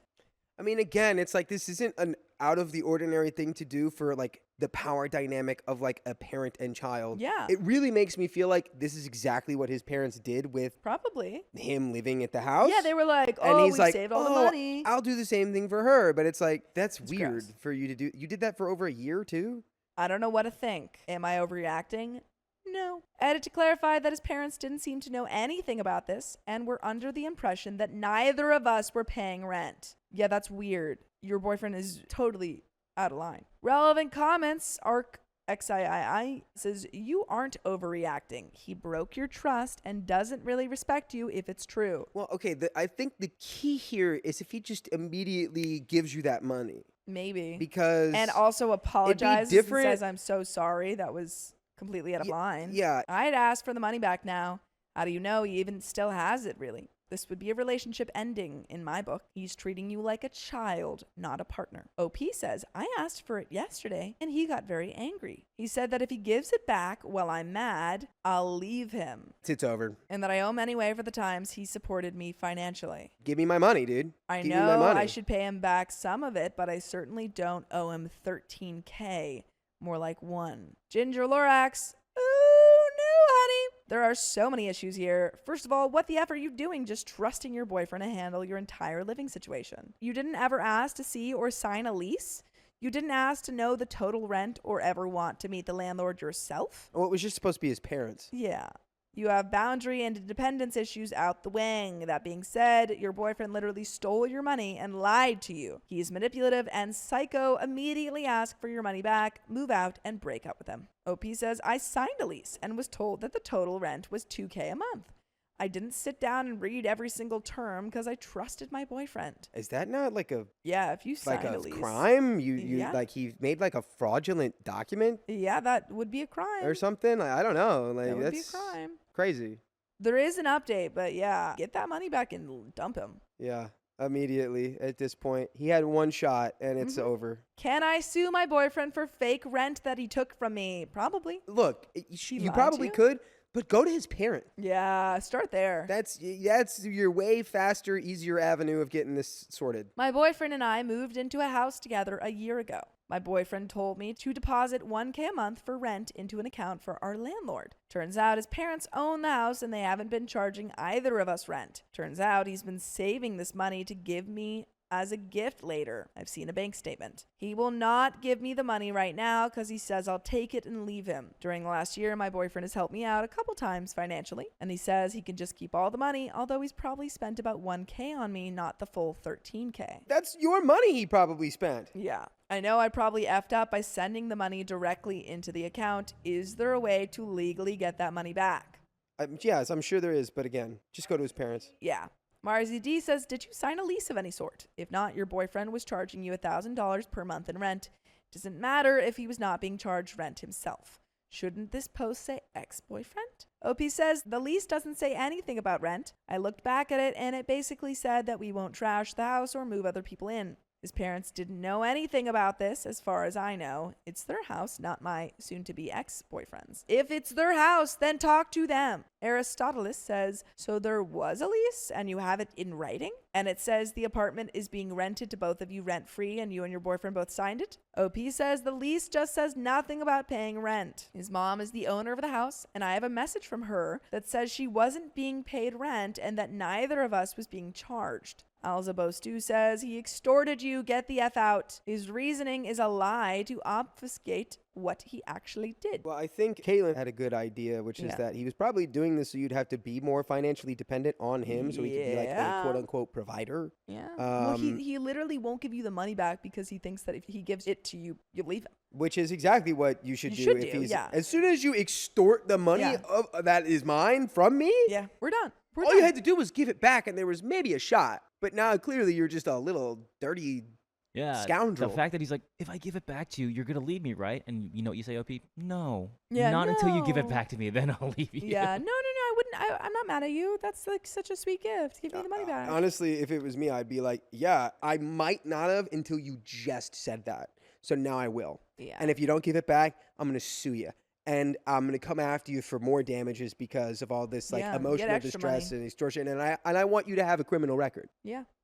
But there is an update. 2 weeks later. I told my ex-boyfriend I was moving out with or without the money, and he told me that if I left him, he could keep the gift for himself. Sue him. I told him whatever and called his mother and told her I was leaving. By the way, I want to tell you guys that you can listen to full episodes of stories just like this. Just go to Spotify, Apple Podcasts, or iHeartRadio and search up OK Storytime. There is a little bit left to this story, but please tell his mom everything. Yeah. Tell his mom everything. Yeah. Say, hey, your son stole $13,000 from me. And then sue him. And your little pathetic little boy is telling me, well, I can't give it to you because you just break up with me. So I'm going to just keep your money forever so you'll always keep dating me. It's like literally like. Shut up. She asked why, and I told her the whole story. She asked me to give her a few minutes, and then she would get back to me. Nice. Mommy is going to take care of it. I heard her call my ex in the other room and could hear her yelling at him through the phone. She called me back and told me to take pictures of the rooms. I sent them to her and she gave me the all clear over text. She also sent me an apology for my ex's behavior. I left and thought that was that. A few days later, I got a check in the mail for $15,000 from my ex's mom. Nice! Not exactly justice, because the original money was indeed probably gone, but I walked away feeling pretty good about the whole thing. I hope they make him pay that $15,000 back to them. Yeah. I hope they start charging him rent. That would be nice. Comments. It's significant that mom asked OP to take pictures of the rooms before she walked out. Shows mom anticipated that X would trash the house and claim that OP did it. I wonder if mom has experience of X doing something similar in the past. Reply says, is that it? I assumed it was just standard practice for landlords. If OP had done any significant damage, she could have taken it out of the $13,000. It's both. It's both. Probably both. It's both. Comment 2 says he was never giving that money back until he got caught. Reply says, and that kind of thing can work if it's a parent helping their kid get back on their feet, with the reduced rent being some skin in the game and an incentive to move out eventually. But a boyfriend and girlfriend don't have a relationship that it should involve that kind of paternalism, even in a hypothetical where he had genuine altruistic intentions. Comment 3, also, it's not a gift when the money was hers to begin with. Reply says, right? That'd me steaming. He can't gift you your own dang money. And then a bit later, I found myself yelling, you wouldn't have needed his support if he wasn't screwing you out of $1,000 a month. I'm so glad she dumped that lying beaster. Another reply says he kept swooping in and saving the day, buying her tires or a new blazer with her own money. I feel it in my soul that this was what happened. He didn't have $1,000 a month more than she had. He had $2,000 more. And that's the end of the story. I caught my boyfriend on a dating app, but he caught someone else. Caught someone cheating? My friend came to me yesterday at lunch with screenshots of my boyfriend's Tinder profile. The pictures were all old photos, so I confronted him immediately, expecting to hear something like, Yeah, I forgot to delete that, which is cool. He denied being on Tinder at all. And my friend suggested that she make an account, set it to his specifications, and see if he turns up. And there's his profile. Ooh. By the way, this comes from Abel Algie, and if you want to submit your own stories, go to the r/OKStorytime subreddit. I'm Sophia, I'm Angie. I'm Keon. and we're here to give good advice goofily, but we don't have all the answers. We only know what we do. So let us know what you would do in the comments. And OP says, so this means that my boyfriend has been active on Tinder within the past 2 weeks. I confronted him with this, and he changed his story. Now he's saying that his friend has been using his account. Likely story. Why? Why Likely would he story. be doing that? My friend. Oh, Yeah. let me just No, use my friend's account Yeah. with his profile. Yeah. Oh, no. My friend was using my profile with me on it as a joke. This is the worst time to Yeah. use it was for a friend. I was holding it for a friend. It was for a friend. excuse. I Yeah. like the chase, babe. I like the chase. Come That's on. all, babe. I wasn't gonna do anything with these. He shows me his phone and says, look, I have nothing to hide. And of course, the app is deleted. So I take his phone, download Tinder, log in with his password, and see that he has been active, albeit infrequently. Well, I guess he's not on all the time. I'll give him a break. He's there. not that desperate. Yeah. There was one girl that he tried to meet up with back in May when I was out of town. The girl gave him her phone number, and even though he deleted whatever messages they exchanged, I still saw that he had her saved in his contacts. So that's about everything that I know. He either cheated on me or planned on cheating on me while I was out of town, and I'm sure this isn't the only time it's happened. This relationship is pretty much over.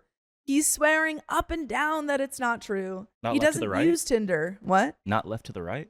Yeah. He's swiping left and right that it's not true. He doesn't use Tinder and he doesn't know this girl yet. I'm going crazy with how much he's outright lying. He seems so sincere, but I know what I saw. I can't listen to him deny this one more time. I know that this is the end. I guess I'm looking for advice on how to end it in a way that doesn't leave me second guessing myself. And moral support. And there are some relevant comments, but do you have any relevant comments of your own? Why, sure I do. I have some irrelevant comments, but I won't say those. Keep those to yourself. But yeah, you're probably going to second guess yourself if you let him get to you. Yeah. He's gonna try his best to get in there. He wants to wheedle his way into your brain. Exactly. Don't let him. And you just gotta have a good pep talk with yourself and be Yeah. like, self, you know what the frick you're doing. Okay. What's up, self? You do. So? Self, You know what you're doing. look your hand in the eyes. All right. You go, self. You know what you're doing. All right. You know this man is lying to you. Don't let him tell you otherwise. Are you talking over each other? Yeah. Don't talk over me. Shut up. Yeah, and then you guys make out. Yeah. And then you go break up with him. Exactly. That's what you gotta do. That is tried and true. Yeah, do that. The mass I never had. Don't let it make you question yourself. That's gaslighting 101. Look at the facts and trust yourself, make a decision, and stick to it, which is literally what Angie just said. It's literally what this is what I said. Yeah. OP says, I want there to be a reasonable explanation for all of this. When my friend showed me his profile yesterday, I was sure that it was something silly. But there just isn't, right? It seems pretty clear to me what has happened. Vacation Barbie says, if he's lying about Tinder and how he doesn't know this girl, what other things has he lied about? Will lie about in the future. Plus, if he's willing to cheat when you're out of town, that just pulls it all together for me. He's clearly not able to be trusted. I just confront him and lay it out to him, wanting the whole truth, or you're gone. OP says, I feel like not knowing the whole truth is going to unalive me, but I'm gone either way, honestly. Certain Cynic says, gaslighting. That's what this is. And this is exactly what my boyfriend did to me when I caught him cheating. I was literally logged into his POF account, looking at the messages, and he was trying to deny it. And trying to make me seem crazy for believing it. You are not crazy. He is a cheater. You are not crazy. One more time for good measure. You are not crazy. no matter how he makes you feel about this. And there is an edit. So let's read that. Edit 1. This blew up while I was away. I'm sorry I won't be able to respond to every comment. So I did some stuff that was kind of petty and stupid today. I made a fake Tinder account, matched with my boyfriend, and he starts messaging me and immediately asks me to meet for a drink. Absolute mad lad move when your girlfriend already thinks you're cheating Yeah. Yeah. and already found your Tinder account yeah. to then go on a date with the first person that matches with you. Yeah, literally. She's Absolute mad lad just move. like, well, I mean, she already thinks it's true. He's like paying attention to those, to like what Chaperone said about like, well, Yeah. everyone was calling me a clown, so I said, all right, I'll show you a clown. I'll so freaking he's be a like, clown. oh, I'll just show you oh, you think I'm a cheater? I'll show you a cheater. And I'll it's like, freaking cheat. That's not the same thing at all. No, Not at all. you're not Chaperone. You're not Chaperone. Okay. No matter how much you want to be, you could never. Could never. We agreed to meet by a fountain in the center of my town, and I pack up all of his stuff in a tote bag, put on a great outfit, and went to the fountain. I stood kind of out of the way of the fountain in the shadows, where I could watch the street that I knew he'd be arriving from. I was devastated, but I figured this way I could catch him without a doubt and end things quickly. All the time, he's messaging this girl on Tinder, but he didn't show up. Two of his roommates did. What? He was telling the truth? We didn't speak. I don't know them well, but they watched me for a while, figured out what was going on after a few more Tinder messages, and left. So I wait a few minutes and I call my boyfriend and ask him where he's at. He says he's just gotten off work and he's going to meet his roommate for a drink.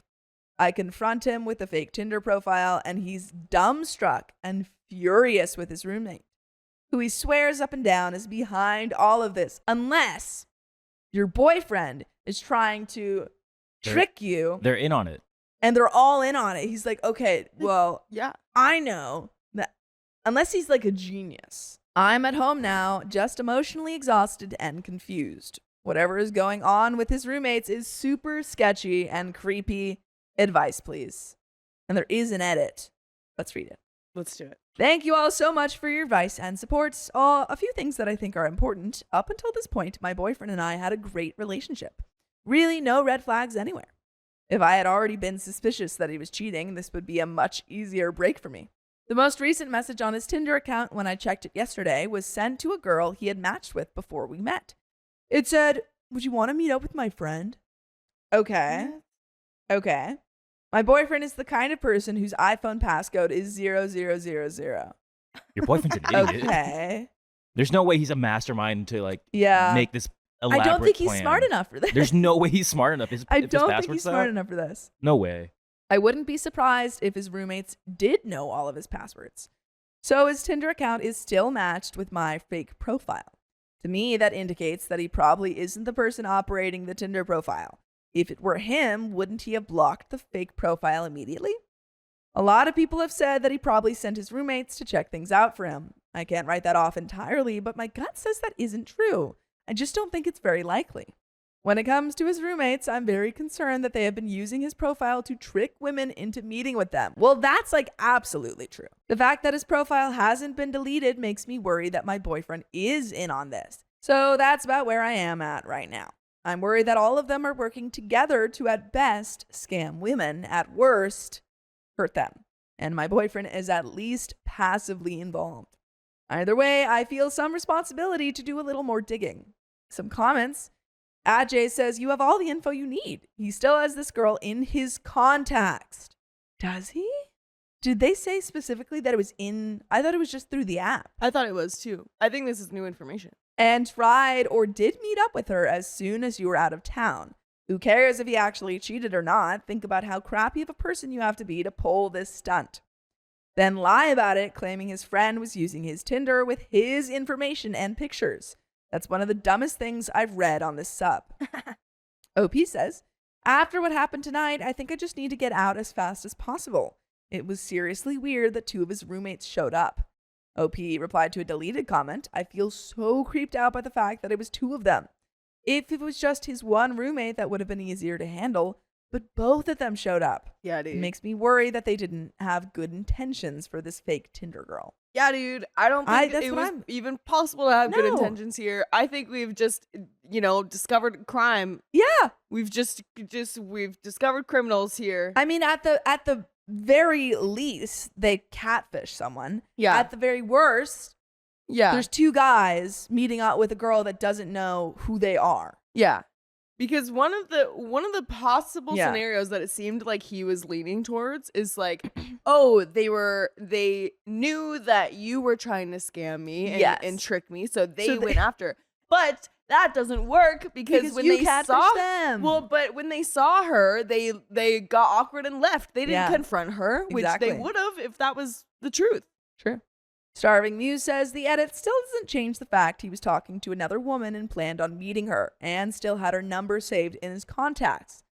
But his roommates, that's very sketchy. I do not have an explanation for that, but a bad gut feeling. OP says, right? The fact that two people showed up instead of one makes me think they had something planned for fake Tinder girl they thought they were meeting with. And Oz Catgirl says, playing devil's advocate, his roommates may have been helping him out of this situation today with you. He can now say it was them all along. There was that girl's number at his phone, however. Do you have access to his call history? I don't have access to his call history anymore. Do you think my boyfriend could have figured out that it was me on a fake profile and sent his roommates? That seems a little bit far-fetched, but this whole thing has gotten pretty weird. Yeah, I think I just debunked that theory. Yeah, I don't think that's not possible. true. They would have confronted her if Yeah. that was the case. Occasional Butt Hat says, after your edit, it is completely possible his roommates are at fault. The only part that makes me question that is having the contact for the girl from when you were away. Can you get his cell phone logs? Should be in his bill. See if he texted her back in May. If he did, he's been lying to you. If not, he may be telling the truth. He can delete the thread on his phone, but not the messages from his cell phone bill. Either way, he's got some explaining to do. Why would his roommates not just use their own account? They could be complete buttholes, but then why would they actually show up? Is your ex-boyfriend a lot better looking than them? And that person put X in question mark. OP says, my boyfriend is much better looking than them. Yeah, he's more charming too. I've only had very brief encounters with his roommates. They struggle with women for varying reasons. And anytime I've met one of them, they beg me to set them up with one of my friends. I probably can't get his cell phone logs. One thing that is worth mentioning, though, while I was going through his Tinder messages, the most recent message was from a few weeks ago. It was sent to an old match who he hadn't messaged since before we got together, and it said, would you want to meet up with my friend? That's suspicious. Steve Tentacles says, well, this got really weird. I feel like maybe the edit casts some doubt on whether he actually cheated or not, but the whole thing sounds really shady. I don't see why he would be sending his roommates to scope out the situation. I've never heard of that even happening. But as it seems like you and him both know the relationship is pretty much over, so why be so vigilant in covering his tracks at this stage? To me, it sounds like his roommates were using his photos on fake Tinder, meeting up with girls 2-on-1 without their knowledge, and doing what exactly? The whole thing sounds really sketchy, and even if he wasn't cheating, I would question being in a relationship with someone who condones this kind of behavior. Plus, he probably was cheating anyway. You still found the phone number he got while you were away. OP says, I agree. I very much doubt that he would have sent his roommates to check things out. It's hard to explain, but it just doesn't seem like something he'd do. Of course, cheating didn't seem like something he would do until very recently, so a huge part of what happens next is going to depend on how he handles things with his roommates.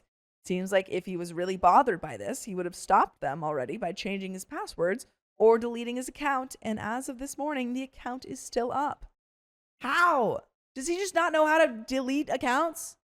Or make a Yeah. password? Yeah, that's so... I don't trust that. Mm-mm. Caps Lion says, so I'm getting this weird feeling about both of his roommates showing up. I may be totally off base, but the only reason I can think of for two dudes to show up to a Tinder meetup is something bad. I'd be kind of wary about all three of them if this is a shared account. And Opie says, that's my fear too. I'm worried they've been using his profile as a cover to hurt women. Seems worth mentioning that my boyfriend has told me in the past that he dislikes his roommates, but stays friendly with them because it's the easiest way to live there. Once a friend of mine asked if I'd have him set her up with one of them, and he gave me a very hard no, which threw me off because every time I've spoken with one of them, they've begged me to set them up with someone. There is an update. it is a good sign, at least for your boyfriend, Uh-huh. that he said previously that he doesn't like them, because that could Yeah. mean that they're just not great people. Yeah. And That could leave room for like, Yeah. oh, they're like, there's reasonable doubt here. yeah, but I would only believe that if they were like not necessarily threatening them, but just making the living situation very uncomfortable if Yeah. he didn't help them with this thing. But I feel like it's too More so like he might not be involved, but I still don't know why he.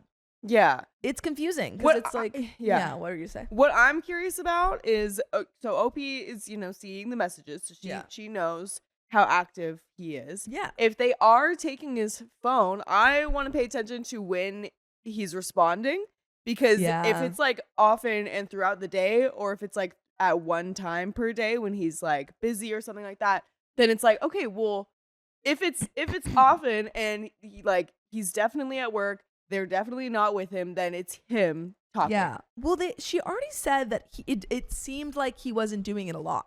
She was like, it Okay. seems like he's not reaching out to people a lot. Okay. So I Hmm. don't know. Yeah. Update. It got weirder. Oh no. That's not a good update. Oh, the girl whose phone number was in my boyfriend's phone was from Brazil. So I wasn't sure about calling or texting the number, but I did find her in the app by searching for the phone number. I messaged her and asked about my boyfriend. She confirmed that she had matched with him on Tinder and they exchanged phone numbers.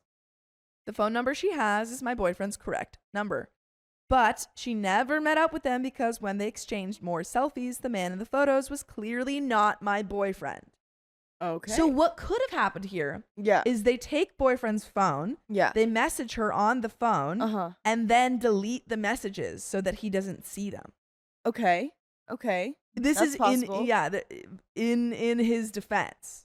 I met with my boyfriend and laid out everything for him. I showed him the fake profile, the messages I had exchanged with the Brazilian girl, told him about his roommates coming to the fountain the other night, and told him that if he was honest with me about what was going on, we could work through things, but that if he kept lying, we were finished.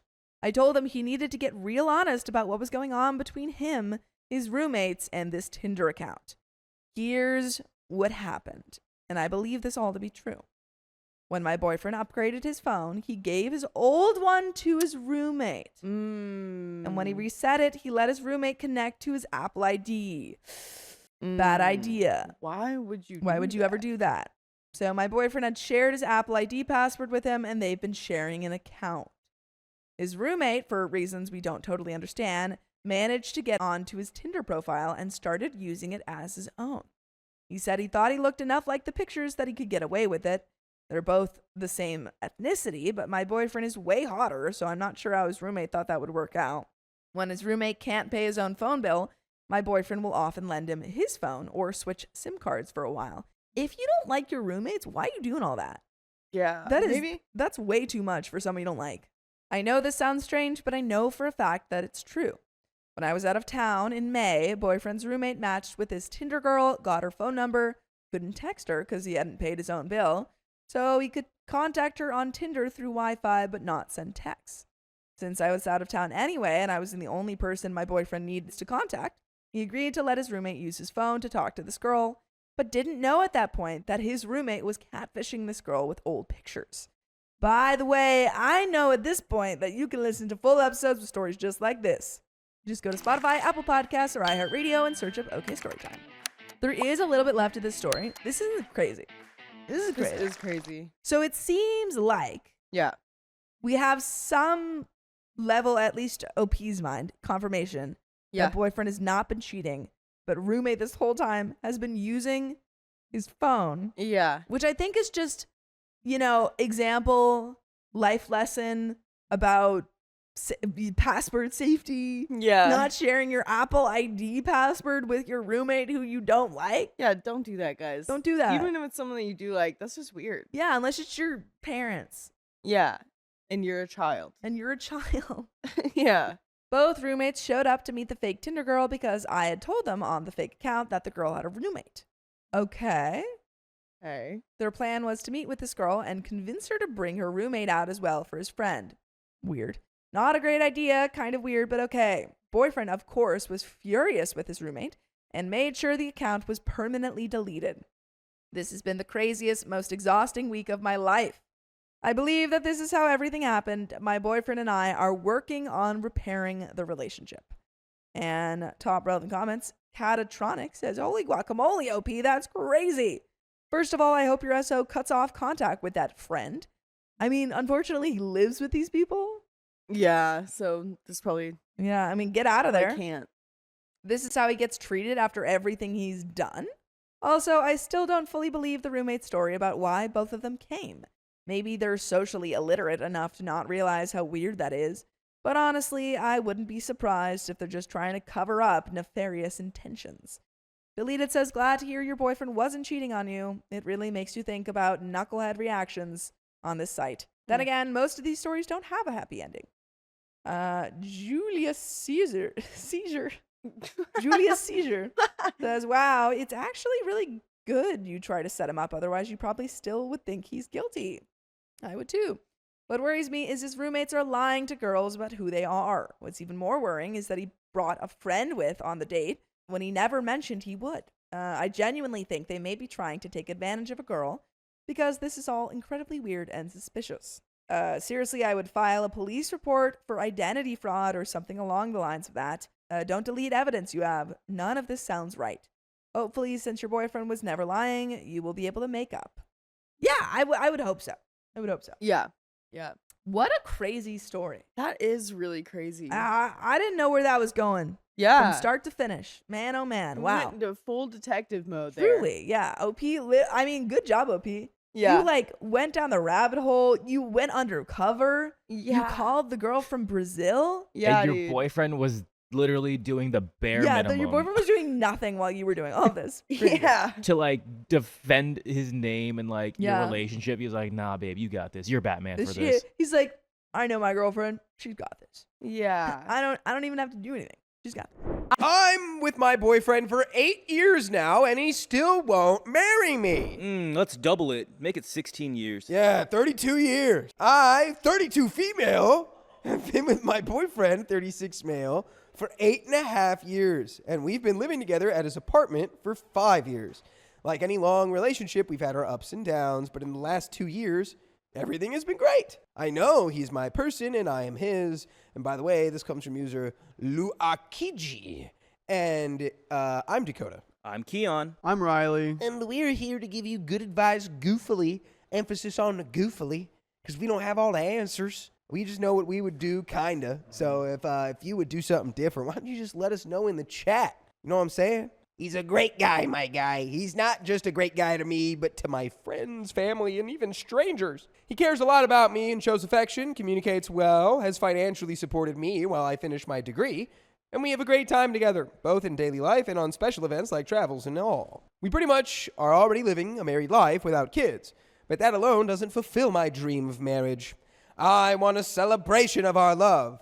I want to share this moment with our friends and family. I want to be a bride and plan this major life event with him, and I have voiced this to him a few times. A few years back, he was unsure of our future together, but we worked on our relationship and are now in a great place.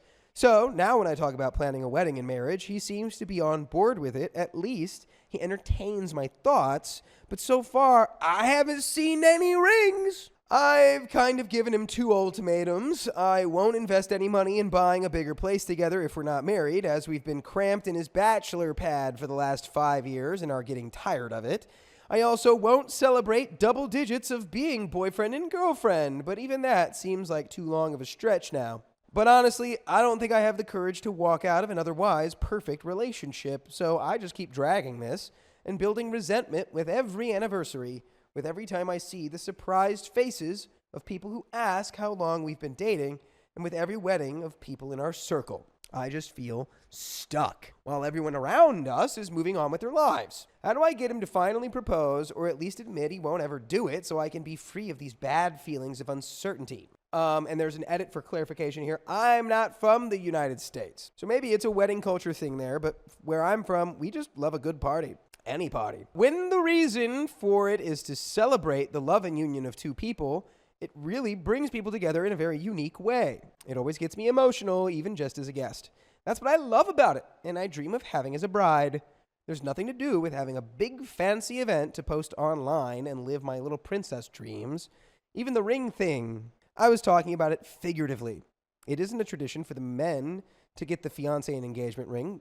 This just became popular here recently. Usually both get their wedding bands and wear it on the right hand until the wedding. Legally, I'm sure there are differences between my country and the US, but marriage pretty much affects the same aspects of our lives. Even roommates have contracts, their names on a lease or something. I don't have any legal ties to him right now. I understand some people can live together for many years without it, but for me, this is important to feel secure about our future together. Regarding kids, since the beginning, I knew I didn't want any, and he didn't have a strong opinion about it and was okay with anything I decided. We still talk about having kids to check on each other and see where we're at with this matter. I've been having second thoughts, and he's still on board if I decide I want to, but that's not the reason I'm upset. I'm upset I'm not married after 8 years together. I haven't asked him directly if he wants to get married and why recently, so I haven't gotten a straight answer since a few years back when it was a no. I've just been casually touching on the subject to try to get a glimpse of where he's at, and he seems positive, acknowledging that we are in a much better place now that we worked on those issues. So after reading all the comments that I was really not expecting to get, I realized the next logical thing is to have a direct and honest conversation with him. I just need to figure out how to approach it. We have a big trip coming up next month, so I'll probably wait until after that. Thank you all so much for your input and advice. I appreciate all perspectives. And here are those aforementioned comments. Aitah Ravis says, bluntly put, you can't make him do anything. Confront him and have an honest conversation about it. You want marriage, full stop. If he doesn't, you're better off walking away. Shok Priyadarshi, 300, I hope I said that right, says, exactly. It really comes down to whether both people want the same future. You can't drag someone into marriage. It has to be mutual. Otherwise, it grows resentment. And we got a 2-month update. 2 months later. I debated posting an update. Because now that everything is resolved, I feel kind of silly about posting in the first place. But maybe this can find someone in a similar situation and help. I should add that I am an overthinker and anxious person, and this is probably why I got here in the first place. After 8+ years of relationship, I started doubting our future only because of the lack of initiative on his part. And it's like all the algorithms decided to feed these feelings with similar stories that didn't end well. So I started overthinking everything and basically ignored all the signs that we were doing great. Like his constant reassurance that he loved me and was happy with me when he would look at me with mesmerized eyes while just going about our daily life. It's like he would look at me with these eyes and they had swirls in them like he was hypnotized every time he looked at me. He had cartoon hypnotized auga ooga I love you eyes. You took the auga. Yeah. I felt so loved and cared for, but the lack of a proposal had to mean something was wrong, right? A week before our big trip, while introducing the topic of marriage, trying to start a conversation like I was advised here, he was really dismissive, trying to change the subject, and that sent me spiraling down in anxious thoughts. I bet you he was planning to propose. I bet you he's planning to propose on this trip. That's why he's saying, yeah, the big trip. And we should have questioned it. Like, is he gonna propose on this trip? He's like, proposal? I don't even know the meaning of that word. When he realized that he hurt me, he immediately backtracked, started apologizing, and said that he was only avoiding the subject because he had something planned and wanted it to be a surprise. When asked on other occasions months before, he had confirmed his intentions of marrying me one day. But this time was different. It was enough to lift any doubt I had, and I also didn't want to ruin any surprise, so I dropped the subject. And then, as expected, during our trip in a beautiful place, doing what we always loved doing together these past 8 years, he proposed. It was one of those moments that I felt really seen, like everything was thought out to make me happy without me having to ask for it. He even managed to record it in the most unsuspicious way, so I'll always have something to remember. What is unsuspicious way? Like on his like a thing on his like a little camera on his head? He had gone and he hung up a bunch of trail cameras. Yeah, he all over the set place. it up. Like he did a trap, like put it like an X marks the spot right there. Like you have to stand right there. He had like the spy glasses with the camera in them. Yeah.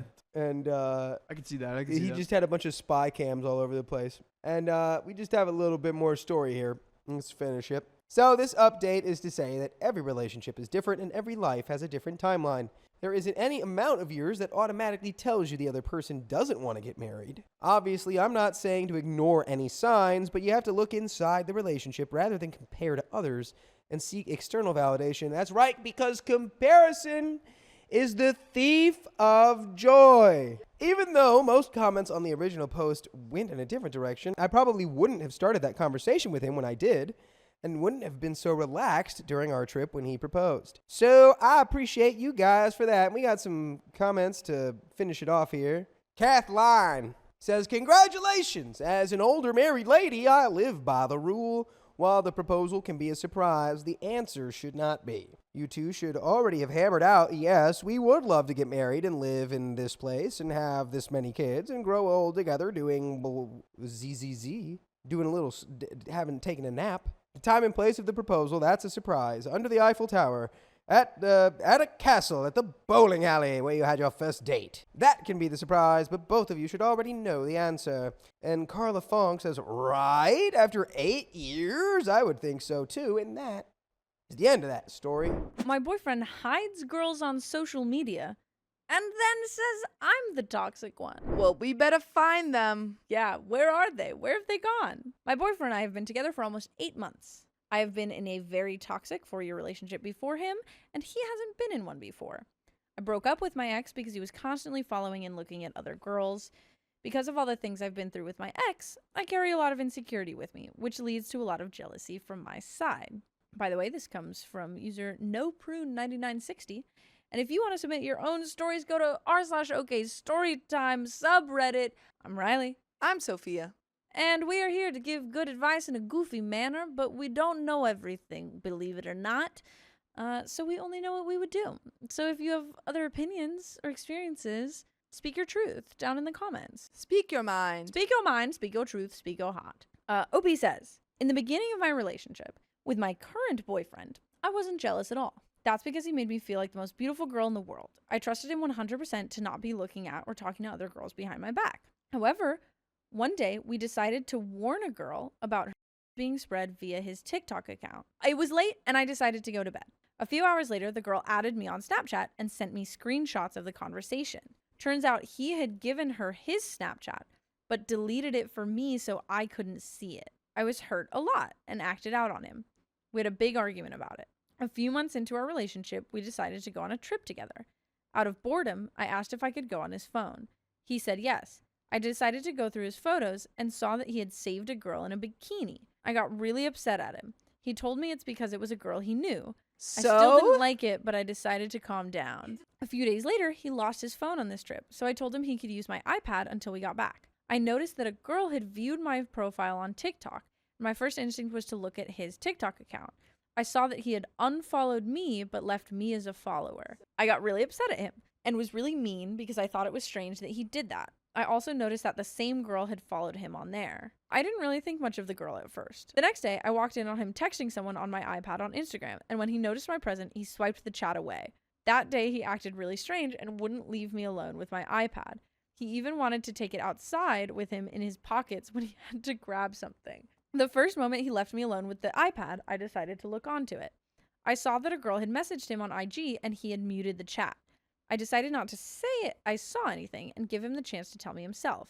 So I asked him who he was talking to earlier. At first, he told me it was a girl he knew from high school. He saw that I was upset. Then, 10 minutes later, he grabbed the iPad and showed me his DMs, saying, "Girl, you worry too much. I wasn't talking to another girl." If I hadn't seen the chats before, I would have believed him. But I had seen it and told him, "We're done. I saw her messaging you. You've deleted it." Then I went outside and was anxious as heck. I told his mom what had just happened, and she went to talk to him. I went to our room and cried my eyes out like a hysterical person. He came to sit with me and talk, saying he was sorry. I called him a heartless person and was really mean to him again. Eventually, I decided to stay with him, but on the condition that I could have his password to all his social media accounts. The next day, I woke up with a weird feeling in my stomach. I decided to look through his saved TikToks and saw him saving other girls. I cried again and asked if we could talk. He got really defensive and stressed because he knows I broke up with my ex because of this.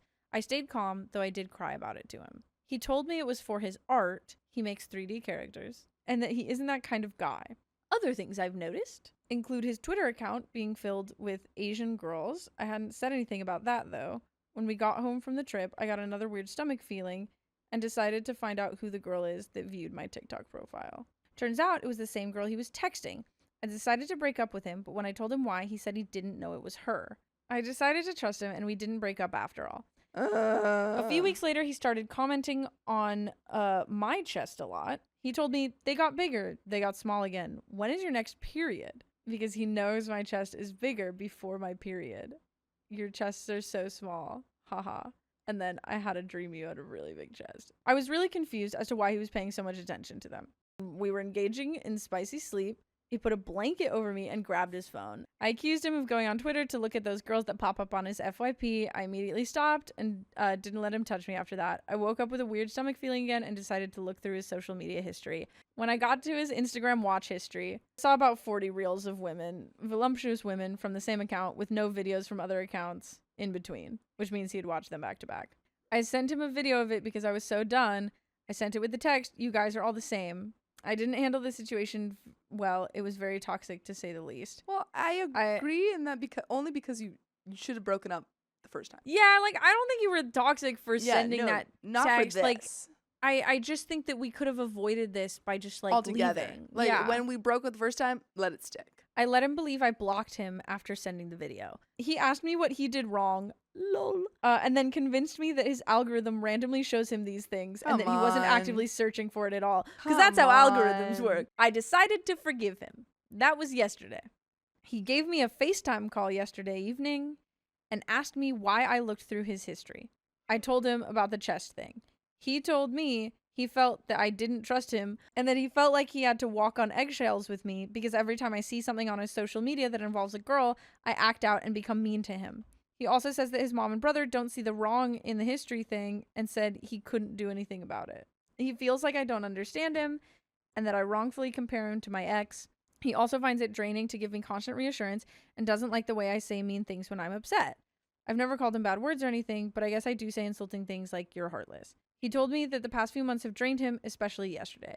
So he asked for space and that it could be up to a few months of space.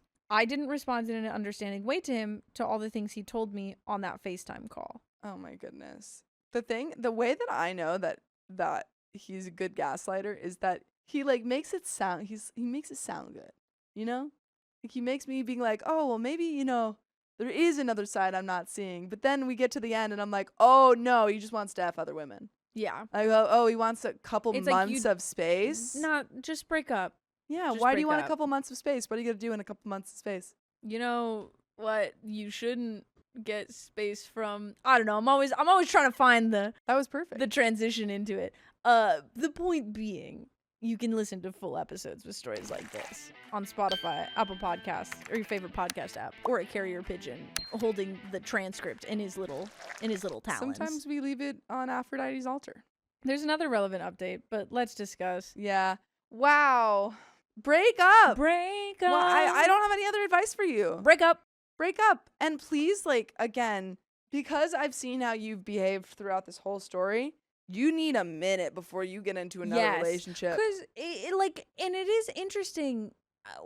She even starts this story with like, I was not. I have a healed lot of from this. insecurities. Yeah. I get jealous very easily and I get mean. Yeah. And I feel like a lot of the time, sometimes people think that saying that is good enough. Yeah, it's like as long as they're like, I know oh, like, yeah, I get pretty jealous. Yeah. And it's like, well, you can't stop there. You have to be like, okay, I recognize that Yeah. jealousy is something that I struggle with. Yeah. How do I figure that out? And how do I work because on at this that? point, I'm like, how much of this is your jealousy coming out in extremes, or how much of this is him, actually pushing past boundaries that you've set? And it might be a little bit of both. Yeah, because there's definitely like he's doing some weird Absolutely. like shady stuff. Yeah. But it is also like if you know that is something that you struggle with, Yeah. really being aware of and watching for that stuff. Yeah, because regardless of who you're dating next, whether they're a good person or not, you're going to react the same way. Yeah, like that's the thing. Is yep. You That's actually the said thing. it perfectly, and I had nothing else to add. That's the thing. Instead of yes and, just yes. Yeah.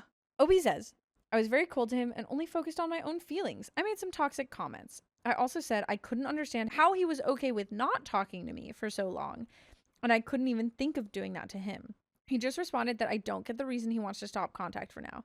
After that, he just said goodnight. Do you guys think that he still wants to be with me after all of this? And what can I do to make this relationship work? Nothing. Or is our relationship ruined? Yes, your relationship is over. Yeah. The comment has something which I feel like we'll probably agree with, which says, all he does is piss you off. Why do you care if it's over? Are you afraid you won't have anyone to be mad at anymore? Oh, that was crazy. That was a crazy way to end that, actually. I was like, yeah, we'll probably agree with this commenter. And then they put some sauce on it right at the end. OP replies, no, I care because I genuinely love him and I don't want to be this way towards him. I've summed up all the things we've fought over in this paragraph. The other parts of our relationship are all happy and we're like best friends. No, you're not. You're literally not. That's not how best friends behave. Yeah. Stop lying to yourself. I wrote this text to get advice, criticism, and just honest feedback to better myself for him. Another commenter says, what the F can you possibly be getting out of this relationship that you'd even care if it's ruined? You're terrible for each other. He wants to break up with you but is afraid to tell you. Quit making toxic comments with him and with anyone else, and stop making your issues other people's problems. My boyfriend wanted his female friend to stay at our place while I was away. No, not allowed. Not allowed. I, 27 female, live with my boyfriend, 25 male. We've been together for almost 2 years and started living together recently after being long distance for a while. This summer, I'll be abroad for a few weeks visiting my family. Recently, an issue came up and I'd really appreciate outside perspectives. By the way, this comes from Onishinika Amidamon. And if you want to submit your own stories, go to the r/OKStorytime subreddit. I'm Sophia. And I'm Angie. I'm Riley. And we're here to give good advice goofily, but we don't have all the answers. We only know what we'd do, so let us know what you would do in the comments. And OP says, here's the sitch. My boyfriend has a female friend, 26 female, who is visiting our country to see another friend. Knowing she'd be around, he sent her a message about an event happening near our place. Something like, you might be interested in this. She replied asking if she could stay at our place for a week and then go to the event. I don't know if she's aware that I won't be home during this time. What I do know is that my boyfriend is totally fine with the idea and just answered that he'll let her know. I honestly trust him. I don't think anything would happen, but I still find it uncomfortable that he's okay with having another woman stay over while I'm gone. And not just stay, but stay to go to an event together, just the two of them. That personally feels intimate, even if it's not something romantic. He, on the other hand, sees zero problem with it. He said he would be 100% fine if I did this with a male friend. And even though we cannot say that would be the case until it happens, I feel like it could be true. Thing is, I wouldn't feel comfortable doing that myself, not even if he said it was okay. To me, it feels like a gray area. Like it doesn't violate trust, but it tests emotional boundaries. My boyfriend is very close to his two sisters, and I wonder if that has shaped his comfort level being around women platonically. I think that's a good thing. I don't personally see any problem with that. I think you just have to trust your partner. Now, obviously, they wouldn't be sleeping in the same bed. Right, right. Yeah, I don't know. He sees it as a friend is just a friend. I agree. Exactly. But to me, sharing a home in your partner's absence adds a level of emotional intimacy that I wouldn't personally feel okay creating with someone of the opposite gender. We've talked about it, and he's willing to respect my wishes, but we're still not quite seeing eye to eye. And I'm trying to understand myself better. Why does this bother me so much when I trust him? For this reason, I'm asking you guys for an opinion. Thanks for reading. And Edit wanted to add that they've been friends for 3 years, and I've met her a few times. She's nice, but I don't really know her much. I wouldn't say we are friends, more acquaintances. Also, she has a boyfriend if this info can be any help for the context. Lastly, my boyfriend lied to my face about minor things a few times in the past, so even if I trust that he wouldn't cheat, I don't believe him when he says that he never had thoughts or feelings towards her. Okay, well that's different. Yeah. That's different. Now it seems like you don't trust your partner. Right. Which is a different issue. Edit 2. I didn't expect for this post to get this much attention. My boyfriend and I are reading the comments together and talking about what we think. I'll try to come back with an update. It's been very interesting to read everyone's thoughts on this topic. Oh my and gosh. there are some comments. Comment 1, guy here, if my girlfriend is not comfortable with it, I would be totally understanding, say to the other girl, Sorry, my girlfriend won't be here, so I cannot let you stay. End of discussion. Hoping if it happens the other way around, my girlfriend would do the same. It works both ways. Reply, this is interesting. Your boyfriend should have no problem handling this, and how he chooses to will say a lot about his character, but this is such a non-problem for me. I wouldn't put it on you because the friend may take it personally and think you do not like her or that you have an issue with her. I would never choose words or actions that could tarnish your image or character. If we have something to discuss, we have that discussion in private, and we always present ourselves as a unified front. My wife is my ride or pass away partner. I, without question, will stand by her and support her. Oh my If she said gosh. it makes her feel uncomfortable, then I would just tell my friend that they can't stay over. But also, I mean, yes, I think that's good.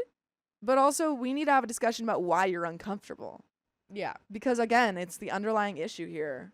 Right. Like, why are we not okay with him having, close friendships with this woman? If they asked why, I would own it and say that my girlfriend will be away and I have a heavy workload and I'm not in a position to have a house guest at that time. If he handles it in any other manner, then the two of you have bigger things to discuss than a house guest. Or another reply says, much healthier approach. I personally always find this an interesting part of straight relationships. I'm coming from a queer lens. I'm very curious about Opie's thoughts about being uncomfortable in having friends outside of their gender. I wonder if they think you shouldn't or can't have platonic relationships with anyone of the gender that you are romantically attracted to. I also wonder if they believe queer people cannot be in monogamous relationships. That's the thing. I think this is like something that OP needs to dip in deeper with. Yeah. I think this is not just something you can kind of gloss over and be like, oh, we're not going to have her over and that's it. Both myself and my partner are bi, so it's always interesting when straight people have a no alone time with a different Dude. gender rule. Yeah. Weird. Yeah. It's weird. It's freaking weird, dude. Because if queer people followed this, I wouldn't be able to have any friends. Yeah. As there isn't a gender I'm not attracted to. Comment 2 says, I am married to my husband for 13 years. One of my best friends of 25 years is a man. My friend recently mentioned getting away from the families for a weekend. It was not suggested in that way. It's platonic. I go away a couple times a year with girlfriends. Same thing, right? Well, no. Even knowing our friendship is and has always been platonic, it didn't feel right. I didn't even mention it to my husband. I think men and women can be friends. However, even then, I think there are lines not to cross out of respect for your partner. If you feel uncomfortable, be honest. I don't know many women that would be okay with leaving their SO alone with a friend of the opposite gender for an entire week. I, again, still disagree with that. Just adding that my husband knows my friends well. We hang out as couples. Doesn't change the above. And there is an update, folks. I mostly agree with that comment, I think, but I've like 99% agree with that comment. It's just the last part of like, usually when people visit, they're visiting for a week. Yeah, it's like, I don't know. it's just silly, guys. Let's Yeah. just like stop being silly and just like Just freaking respect your partner. And Quit if there's it. another issue where you just don't trust that your partner's not going to do something with this person, Yeah. then that's an issue. Yeah. Yeah.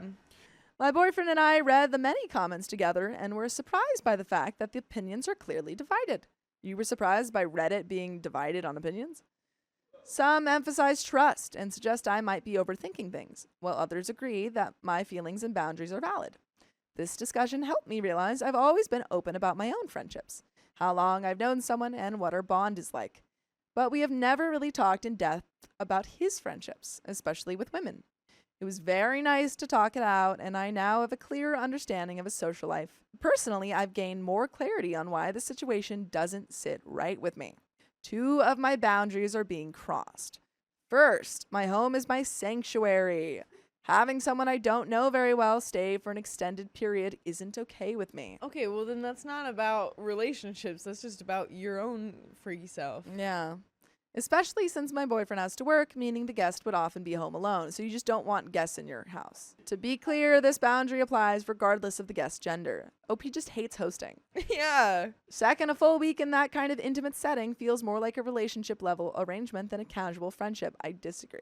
That level of exclusivity is something I expect in a romantic partnership. In this case, the gender is relevant because it creates ambiguity. Okay. That said, I don't consider visits like this completely off the table forever, but it's important for me to know the other person more and for the visits to be shorter. We don't always see things the same way, especially because we come from different countries and cultures. But he's committed to respecting my boundaries. He wants us to act as a united front. Well, at least you got that, I guess. So we agreed that before saying yes or no to any guest, we will talk it through and respond together. We also live in a continent where visiting friends across borders is easy and common. There will be plenty of occasions for him or us to meet this friend of his. I'm not taking away a unique opportunity. Finally, some suggested installing cameras.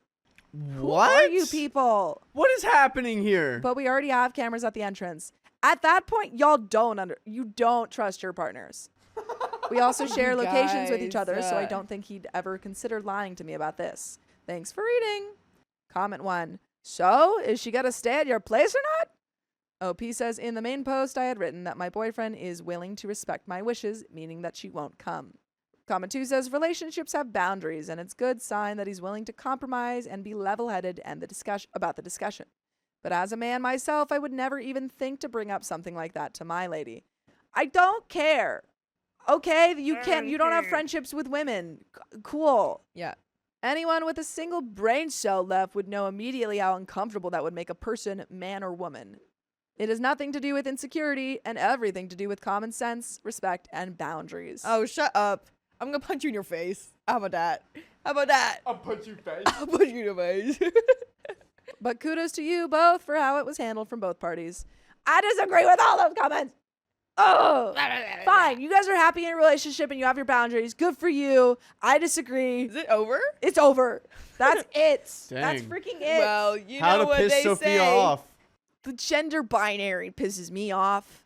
The gender, Yeah. the gender binary glass ceiling pisses me off as well. Ceiling?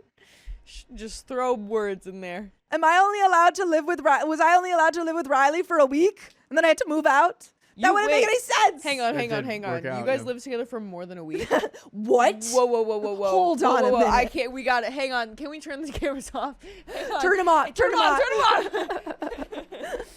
My boyfriend thinks I'm embarrassed of him, and he's kind of right. He's kind of embarrassing. My 23 female boyfriend, 26 male of 10 months, is upset that I won't introduce him to my friends. And there's a couple reasons for this. By the way, this comes from user Wallet. And if you want to submit your own stories, go to the r/OKStorytime subreddit. I'm Dakota. I'm Sophia. I'm Keon. And we're here to give you good advice, goofily, but we don't have all the answers. And if you would do something different from us, then just let us know in the comments, because we only know what we would do. OP says, first of all, I don't have a defined friend group. Most of my friends live in different states or countries. The closest ones are an hour away, and they are very busy. Med school, weekend shifts, the works. My point is that seeing my friends is a precious one-on-one time event. The only group events I attend are my ex's friends' reunions. They invite me, but they are not my friends. So in general, my significant other doesn't meet my friends. Because meeting them is super important to my boyfriend, I've realized I am kind of embarrassed by him. I thought he was cute and fun when I met him, but over the last 10 months, he got comfortable and gained about 50 pounds. It's not a medical condition. It's a bad diet of no exercise and constant fast food. He gets too tired to even have missionary horizontal mambo. He went shopping recently for a rave, and now wears his rave clothes constantly because they're the only things that actually fit him. These are things like black shorts with neon stripes. A friend of his laughed when he saw him and Snapchatted him looking like a gangster. He also picked up smoking behind my back and grew from a social smoker to several a day. He smells, and I hate it. Overall, if I met him now, I would never consider dating him. Then break up with him. But I'm in love with him. No, you're not. No, you're not. I just don't want to introduce him until he's back to his early relationship self. Am I being awful? A bit. Yeah. On his side, he has a very defined friend group that all live in the same city and throw group events constantly. It's been easy for him to include me, and we hang out with them often. That sounds like, again, you have no friends, and you're like, who, And like the who are friends you that to you blame? do have are Snapchatting pictures of him, making fun of your boyfriend. I think No, that was his his friend. friends. Oh. I don't know. Maybe he's like proper gangster, yeah? Well, we got comments. Apathetic Anarchy says, he probably didn't really change. He was probably putting on a good show when you met him, and this is who he thinks he wants to be? Okay. I know he played baseball from elementary school through high school, and last year played a lot of tennis and disc golf with his friends. This seems like such a drastic change that I can't imagine it's his true form. Yeah, whoever said that is just a pessimistic anarchy. Yeah, someone said, like, is his mental health okay? And probably not. Because that could absolutely. Gaining I just think that he's you need to gaining have a 5 pounds a conversation. month, and he picked up an addiction. Yeah, I It's think you probably need not to. great. I think you have to have a conversation. You shouldn't just be complaining about it. He said he's unhappy with his weight, but admittedly hasn't made any efforts to fix it. The main cop says you can play baseball and disc golf and still be an obese smoker. OP says you can, but he wasn't. At the start of our relationship, he was reasonably in shape and only occasionally smoked at parties.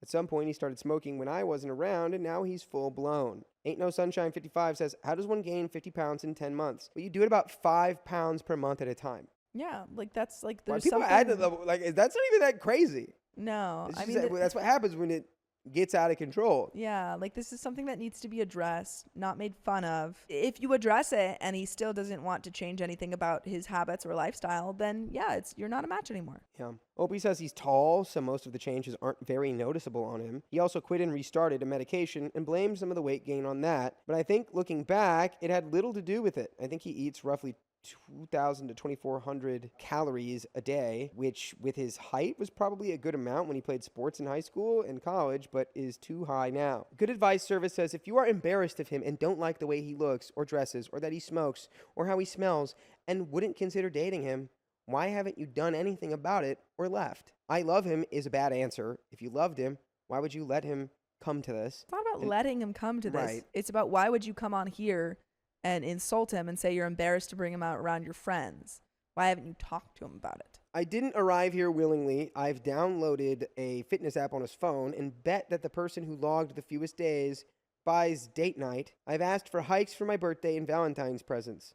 I get him to go on walks with me, but he gets impatient after half a mile. I'm not a great cook or willing to spend a lot on ingredients, so it's difficult to explain why he should cook a seasoned chicken for a mediocre salad instead of go to McDonald's drive-thru. If I could do anything to stop his smoking, I would, but I can't, which is true. That has to come from the person. Yeah. The clothes are a recent development, and I'm guessing he'll buy better fitting clothes soon, but for now he says he doesn't see the need to look nice on casual days. He normally dresses fairly well. And there's an update. OP just keeps saying, well, I tried to subtly hint that maybe he should do this, and I tried to send him smoke signals to get him to change. Like, no, have a direct conversation. I think really the solution is you gain 50 pounds and start smoking, and when he's like, oh, you gotta not do that, then you go, I agree. Let's work on this problem together. It's bad. Yeah, Solution. well, let's work on this That's problem not a together. solution. We can do it. We can do it together. 5 months later, update. So I told him I was worried about his unhealthy habits and asked him if he was depressed. Nice. Took you We got 5 there months? eventually, 5 months later. He said he wasn't sure, but he did hate his job. This surprised me because he excelled at school and enjoyed discussing related topics, but I guess actual programming was burning him out. He also said he was just picking a fight about my friends out of stress. I suggested that he switch to the business side of things, and after some exploring, he seemed interested. He soon after bought new clothes, so thankful, switched to vaping, so regretful, and started a job hunt. I let him focus on applying, but tried to passively inspire him by getting into shape myself. He eventually became a manager at a game company and was way happier, but I just got more frustrated. I had never really dieted before, but learning it's actually pretty easy if disciplined about logging calories. I dropped from a 22 BMI to 19 without exercising, then threw in some weights. Meanwhile, he quit his job after getting some interviews, but did nothing except grow his nicotine use because he could now do it indoors thanks to his vape.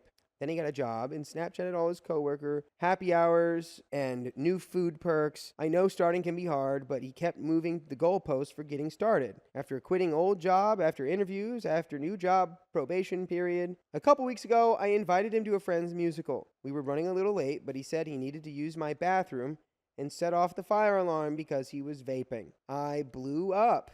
I was so furious, he planned to meet new people and then subject them to that awful smell for the next 3 hours. So I finally gave him the ultimatum that you guys suggested 4 months ago. It seemed like it worked. He replaced his vape with nicotine gum, bought an elliptical, cut out soda, and started cooking more. I hope it all sticks, but if it doesn't, I'll be fine. Just stop Yeah. it. You sound like a bad partner. It is scary to try and bring up, wanting elements of a person to change. I think it's scary to figure out how, like, you're like, I don't want to critique them. I don't know how to bring it up. But I think when you're in a healthy relationship, you notice when a person is not doing well and you want to help them be healthy and, you know, feel better about themselves and feel better about their life.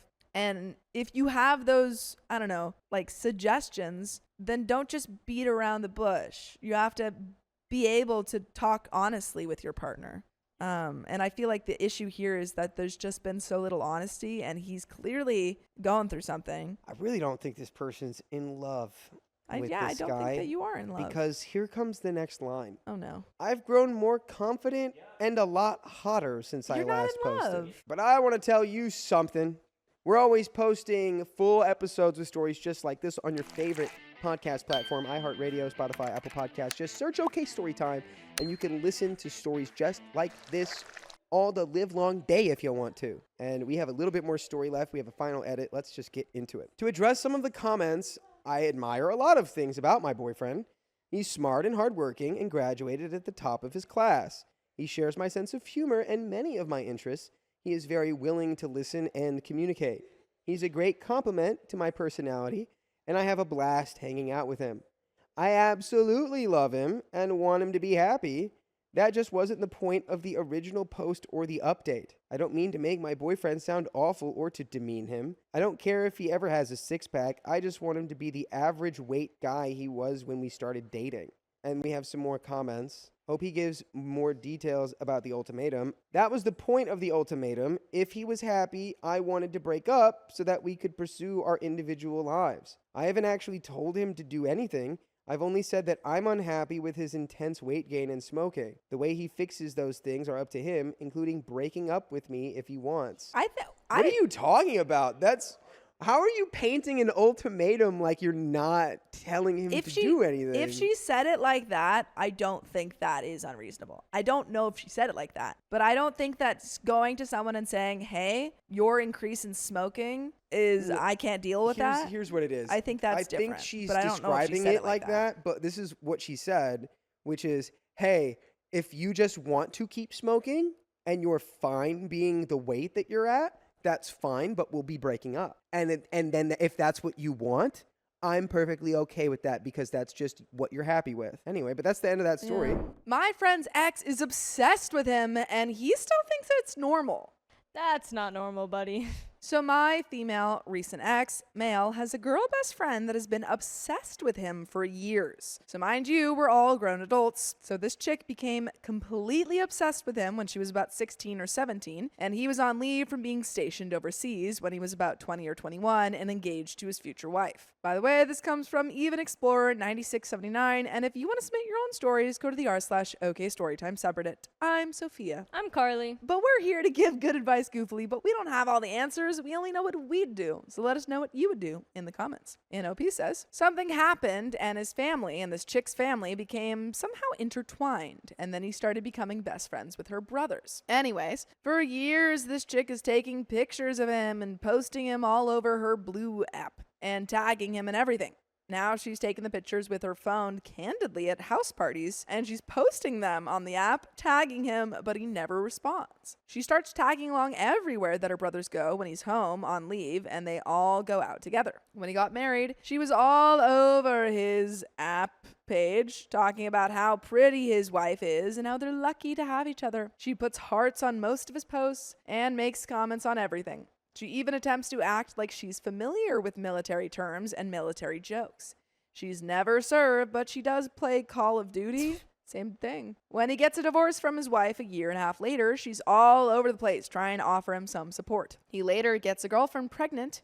And when he starts posting pictures of his son, his female best friend is all over those posts, talking about what an amazing daddy he is. Everybody's so lucky to have him, how his son is just so handsome like his daddy. So this kind of behavior goes on for all of my ex's various girlfriends that he's had. Even while he's in a relationship, his female best friend dominates his social media. Now, he never responds to any of her comments, and he never responds to any of her tags. So now I come into the picture. Oh, I forgot. When his son was about 2 years old, she finally gets into a relationship and starts having kids of her own. But now she's all over his page, as well as posting on hers, tagging him how they should all get together so they can all co-parent together and the children all get raised together. She keeps insisting that they're too far away, and if anything, they at least need play dates a couple times a week. What is this guy responding with? What is this guy saying? He thinks this is normal. Yeah, he's just like, I don't know, she keeps texting me, but whatever. Set a boundary, dude. Yeah. So now I'm in the picture, and I immediately have a weird vibe about her. Just before I enter the picture, my ex had shared a meme that said to tag your fourth at. The meme was a house in the middle of nowhere, and it said that your fourth at needs to live here for so many years, whatever, and get like $1 million, whatever. And his chick bestie just happened to fit that spot. She eagerly replies about how she would be excited to move in as long as she can bring her kids and her dogs. She conveniently forgets her fiance, that's the father of her 3 kids that she's been living with for 7 years at that point. Yikes. So I get a bad vibe about her, and I keep questioning my ex, and he keeps dismissing it as, no, don't worry about it. She's just my sister. There's nothing going on. I keep pointing out that even if he isn't attracted to her, she clearly is obsessed with him. So first off, I am not a model by any means, so I'm not saying this to be mean. I'm just saying this as a visual. She looks like the troll dolls that you find from the 90s. Wow, that's pretty harsh. I had a couple of those. Yeah. I'm not playing and I'm not being mean either. Like I said, I'm not gorgeous myself. Just because you're not gorgeous doesn't mean that you saying she looks like a troll isn't mean. Also, I'm sure you're both gorgeous. Yeah, that's mean. But my ex is absolutely beautiful. How I got with him, I don't know. Anyway, she's short and stocky with that troll face and troll body. Jesus. This is mean. Now, my ex has never said anything negative about any woman's appearance. You sure have.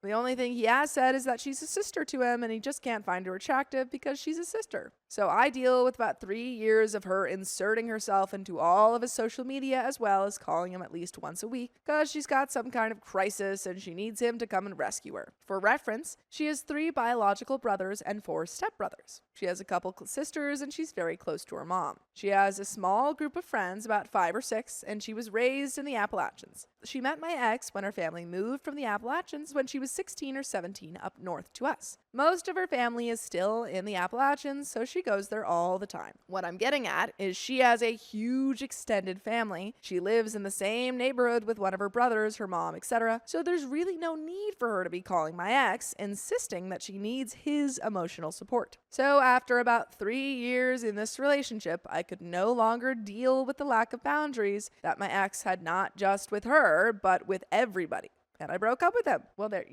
okay. Thank God. So a couple months after we broke up, we decided to go and catch lunch. Strange. And we spoke like old friends. He even said, he's going to therapy, he's trying to fix some of the problems that we were having issues with, and he was genuinely making progress and changes. While we were hanging out for a couple hours, he asked me if I knew of any cheap apartments. And then he had explained that a couple weeks earlier, while he was depressed and spiraling, him and his best friend were comforting each other because his depression got worse, and she needed him because, according to her, her man was mistreating her, and she desperately needed him to find a place for her to live. She wanted him to let her stay in his father's lake house in the middle of the forest. Well, he said he couldn't do that because it's his father's lake house. So instead, he asked me if I could find her an apartment. You asked your ex-girlfriend if she could find an apartment for the girl that she's always told you she doesn't like? That's weird behavior, dude. Really weird. And of course, I was like, no. But it really bothered me for several days.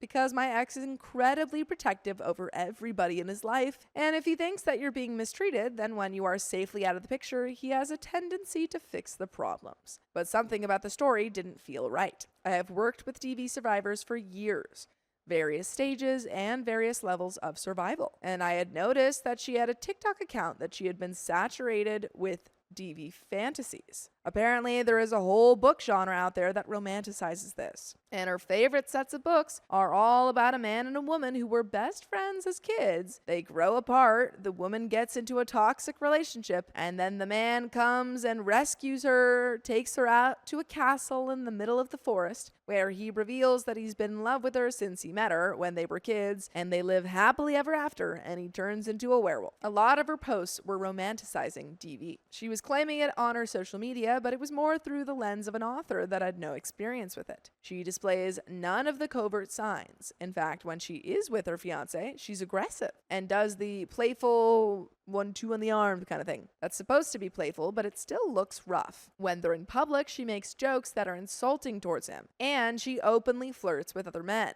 Now, maybe it's a homosexual thing, I don't know. But something was just not adding up about her story that she is a victim of DV. And knowing my ex, he was going to fix the problem. So a friend of mine and I went and found her fiance and asked him how the relationship was going. He was all excited, talking about how they were going to get married in a couple months. Ooh. He was absolutely ecstatic. She was definitely his world. So we broke the news to him about her secretly having these conversations with my ex. I don't know if I like that. I don't like that at all. I don't know If if I someone like is that. coming to you and saying that Yeah. they are potentially in a DV situation, Yeah. and you Go to the to potential the potential abuser? aggressor and just be like, hey, She's by the way, saying this she's about going you, to someone yeah. else and telling this and that. If she goes home that night, Yeah. and it is a true statement, which I would always assume that it would be, Yeah. like that I don't know. could Even be if you really doubt, bad. You would still just never go to stay that out of it. person. I would just stay out of it. 100%. Like, This is your ex. Why It- are you going to your ex's friend's OP husband? is way out of line Yeah, for that one. so out of if, line. If overstepping friend really needed out, Yeah. she goes to OP or to X, Yeah. he can help her get out. You have no place to help at No. this point. And I let him know that that was a contributing factor for why I left my ex. I had pointed out dozens of specific things that she had done to cross the line while my ex and I were together. He was heartbroken. He calls her up, confronts her, and within seconds, there's a huge altercation with my ex, his friend, and I and her fiance. She breaks down and crocodile tears starts screaming about how I'm crazy and I'm jealous and I'm just out to destroy her life. She keeps screaming that I'm lying about everything and just going on with personal attacks and crocodile tears. My ex gets furious with me and starts screaming at me about how I can possibly do this, that I have just ruined her life. So my friend and I were like, okay, you know what? You do you. But her response is the same response that you would see with somebody who's guilty of attempting to cheat. So later on, it turned out that she was testing the water and using his depressive spiral and his savior complex to try to trigger him into rescuing her. She wanted them to be alone in his father's cabin with booze and other substances around that lower inhibitions. But when that plan fell through, all of a sudden she's screaming about how her fiance is the best man in the world. She loves him dearly, etc. Even though her TikTok account has her posting every day about how she is the victim of DV and romanticizing and sexualizing it, describing it the same way the scenes of her book describe it. So a couple weeks after that, things calm down and I tell my side of the story to my ex, and my ex agreed that it did seem fishy and I wasn't doing it to be vindictive. I was doing it because I genuinely didn't believe her and I wanted to make sure that an innocent person didn't get hurt. So my ex and I start to rekindle. One night, my ex starts posting pictures of him and I together while we were still in a relationship. Okay? He posts them on the app and tags me. We have private little conversations in the comments, reminiscing, talking about how, we missed those nights. We should try it again. That next morning, his best friend goes in and changes her family profile and adds him as her brother publicly. Personally, I thought it was a response to him posting those pictures of me. A few weeks after that, we decide to go out for dinner and we start to rekindle and move forward. My ex takes a bunch of pictures on his phone of us together, including one of us sharing a kiss. He sends me the pictures and says that it's okay if I want to use the picture of us sharing a kiss as my profile pic, so I do. That's a weird question. To be like, hey, if you want to use these pictures of us kissing as your profile, you can. I'm just very confused. Yeah. And why would you go back and date this man again? And his female best friend has a fit over it. She goes onto my social media, starts lurking. I knew it was her because the analysts show a spike in the city that she lives in. It's a smaller city and I don't have friends and followers in that area. And that city has never shown up on my analytics. And that same country suddenly showed up on my TikTok. So to prove that she's stalking my pages, I make a post about how I don't need makeup or filters. This is just who I am, raw. OP, you don't seem like a great This is person. getting really cringy. We already know that OP has called this girl a troll. Right. And now she's like, I don't even need makeup. This is who I am, raw. And I post pictures of me with no makeup, no filters. All of her photos are heavily filtered and heavily make-upped. Who cares? Who actually cares? Who cares? You are OP? way too okay. You keep saying she's obsessed with your ex. You are too obsessed with her. Yeah. You both just need to Yeah. get a different hobby. Yeah. Suddenly, she changes her profile picture to a photo of her with no makeup and no filters. We play this little tug-of-war game for a couple more weeks. I post something and she responds on her own social media. I tell my ex what's going on and he's convinced it's just a coincidence. Now, during all of this time, I'm also getting threatening messages on social media and on my phone. The first set of messages came from her and from her phone itself. But after a while, she started using fake accounts, so I can't say with certainty that it is her. However, I did put samples of the messages that she sent me from the app and from the text messages, and I entered those into Copilot as well as the anonymous messages and asked Copilot to do a forensic analysis looking at cadence, syntax, tone, and linguistics. Copilot came back saying that there is a 95 to 98% chance that the author of all the messages are the same person. Gave a complete forensic breakdown on everything. I did not give that information directly to my ex. Instead, I took screenshots and posted it on the app. She immediately blocked me. By the way, you shouldn't block us because you can listen to full episodes of stories just like this. Just go to Spotify, Apple Podcasts, or iHeartRadio and search up OK Storytime. There is a little bit left to this story. I'm Any final exhausted thoughts? by this Yeah. story. I just don't understand why we were so obsessed with your ex's friend. I don't know why we didn't just leave this relationship and just drop it and be Block like, not in this her. relationship anymore. Don't have to deal with her Yeah. anymore. Literally just block her, block those numbers. Don't get back with your ex. Yeah, because he's just gonna leave this woman in the past. do that again. So suddenly my ex starts getting a bunch of messages also. Only thing is, he's been talking to her and she's convinced him that I'm sending these messages to get attention. That caused a huge fight and he took her side again. So now But you she's did start instigating it. Yeah. So now she's no longer with her fiance. They have completely broken up. He doesn't want anything to do with her and she's all over my ex. So am I the a-hole for cluing in her fiance about what she was doing? And am I the a-hole for posting Copilot findings on the messages, as well as taking screenshots and posting social media analysis on what cities and countries are suddenly looking at my posts as well as the timestamp of when my posts are looked at? Yeah. Like low key, yeah. Yeah. Why? I just don't get why it wasn't something that we just could let go and not Yeah. talk Like, to either of them she's anymore. weird for that. Let her She's go. definitely weird for that, and like that was definitely like, girl, what are you doing? And a lot of weird behavior with the whole Yeah. like It's just I don't like even this know is too TikTok much. thing that she had. It's too much. It's way too much. You guys are Just- both doing yeah. too much. Like you're both like tied together and you can't seem to like honestly I don't even think you either of you care about your Right. ex. Do you guys just want to date? Like, what's Yeah, happening you're here? just obsessed with each other. Like stop. Leave it behind. But that's the end of that story. I stopped sharing the bed with my boyfriend because of my instinct, and I was right. Always trust your instinct. I stopped sharing the same bed with my boyfriend. I am female 28, and my boyfriend is 33 male. These past 3 months, I've been with my boyfriend for 5 years, and this is the first time I just felt off about him. I don't know why, but I have this sense that I know he is not the same way as before. But I know for a fact that he is not cheating as well. By the way, this comes from Holly Banana, and if you want to submit your own stories, go to the r/OK Storytime subreddit. I'm Carly. I'm Keon. And we're here to give good advice goofily, but we don't have all the answers. We only know what we would do, so let us know what you would do in the comments. And OP says, before we even got into a relationship, he gave me all access to his social media and emails. All of the access was given to me by his consent. I didn't force him, but we agreed before to share each other's socials. This was all his idea because his ex-fiance cheated on him 2 days before their wedding. Oh, wow. So I understand, and it's fine by me. Well, I never really check his social messages or emails, but 3 days ago I got curious and checked all of his emails and social messages, but I didn't find anything. It's clean, but he's been acting cold lately for the past 3 months. Sometimes he even turns his back on me if we go to sleep. No more cuddles and no more kisses before bed. The fact that he stopped being sweet and caring. Even our spicy sleep is not that great anymore, and he doesn't want to with me as often. Unlike before when we did it 3 to 4 times a week because he's really so active. But these past 3 months, we only do it once a week or sometimes once in 10 days. It's very strange. So just to spice up our relationship, I tried wearing more schmexy dresses around him, trying to look more presentable. I am cooking his favorite food. Sometimes I'm giving him massages after his work. Well, I do a bit of extra stuff for him. I even booked a dinner to go out with him and have a date.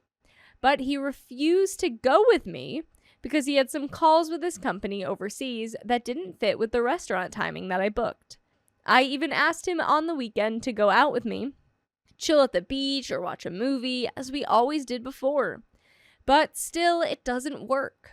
I even asked him if he had a problem, that he could talk to me about it. But he told me there's nothing. I was just trying to squeeze his guts, but I don't know what to do anymore. I miss him so much. I crave for his attention and affection. I already talked to him, but he told me there's nothing wrong, that he loves me, that sometimes he's just tired.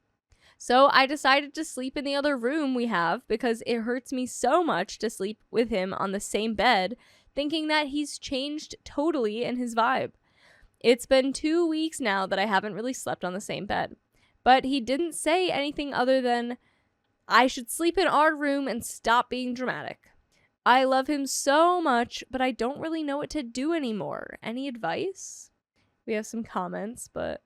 Well, here's the worst part, because you're trying, maybe it's like the too much, like love bombing. Don't do love bombing.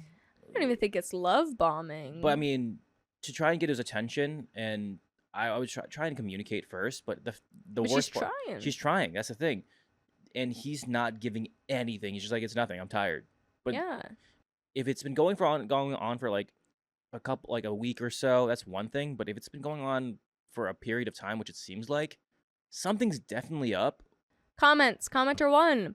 He could be depressed. If he's not ready to admit it, no amount of squeezing will get him to open up and admit he needs help. Maybe just let him know you are there when he's ready to talk. If it is depression, you moving out of the bedroom may not be helping. Maybe give him sleeping in the same bed again another chance. Comment 2. Is he estranged from his parents and there's been contact? Is he drinking or using any substances? 3 months ago was around July 4th. Anything happen around then that was odd? Any trips? Family get-togethers? OP says, as far as I know, there's nothing about his parents. Everything's fine. No trips the past months. The last trip he made was in February, but everything's okay. He even brought some presents for me. Plus, he gifted me a bracelet for our anniversary, and same as well, I gifted him a new watch as he's a watch collector. Other than that, nothing serious has happened. I don't pester him. I'm just a chill girl. I don't pressure him for anything. I served him well and good. Comment 3 says, maybe, just maybe, before you go snooping around on his phone and crap, ask him what he is feeling. Maybe he's working through some crap. Maybe it has nothing to do with you. He sounds like a closed-off a-hole. Force him to open up to you. She has tried that, commenter. A lot. Yeah. Comment 4, so you punish him because you're insecure? He has told you 1,000 different ways he still loves you. What do you think happens in a marriage? Or long-term, same thing that happens to your car. Ups and downs, my friend. It is how it goes. Nothing is the same. We grow, we develop, things happen, etc. You sleep in another room now. Him telling you he loves you and then you punish him by going to another room?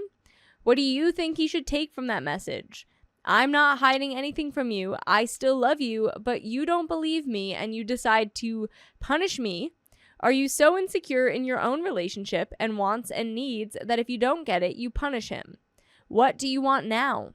You did all of this and now you want things to go back to what exactly?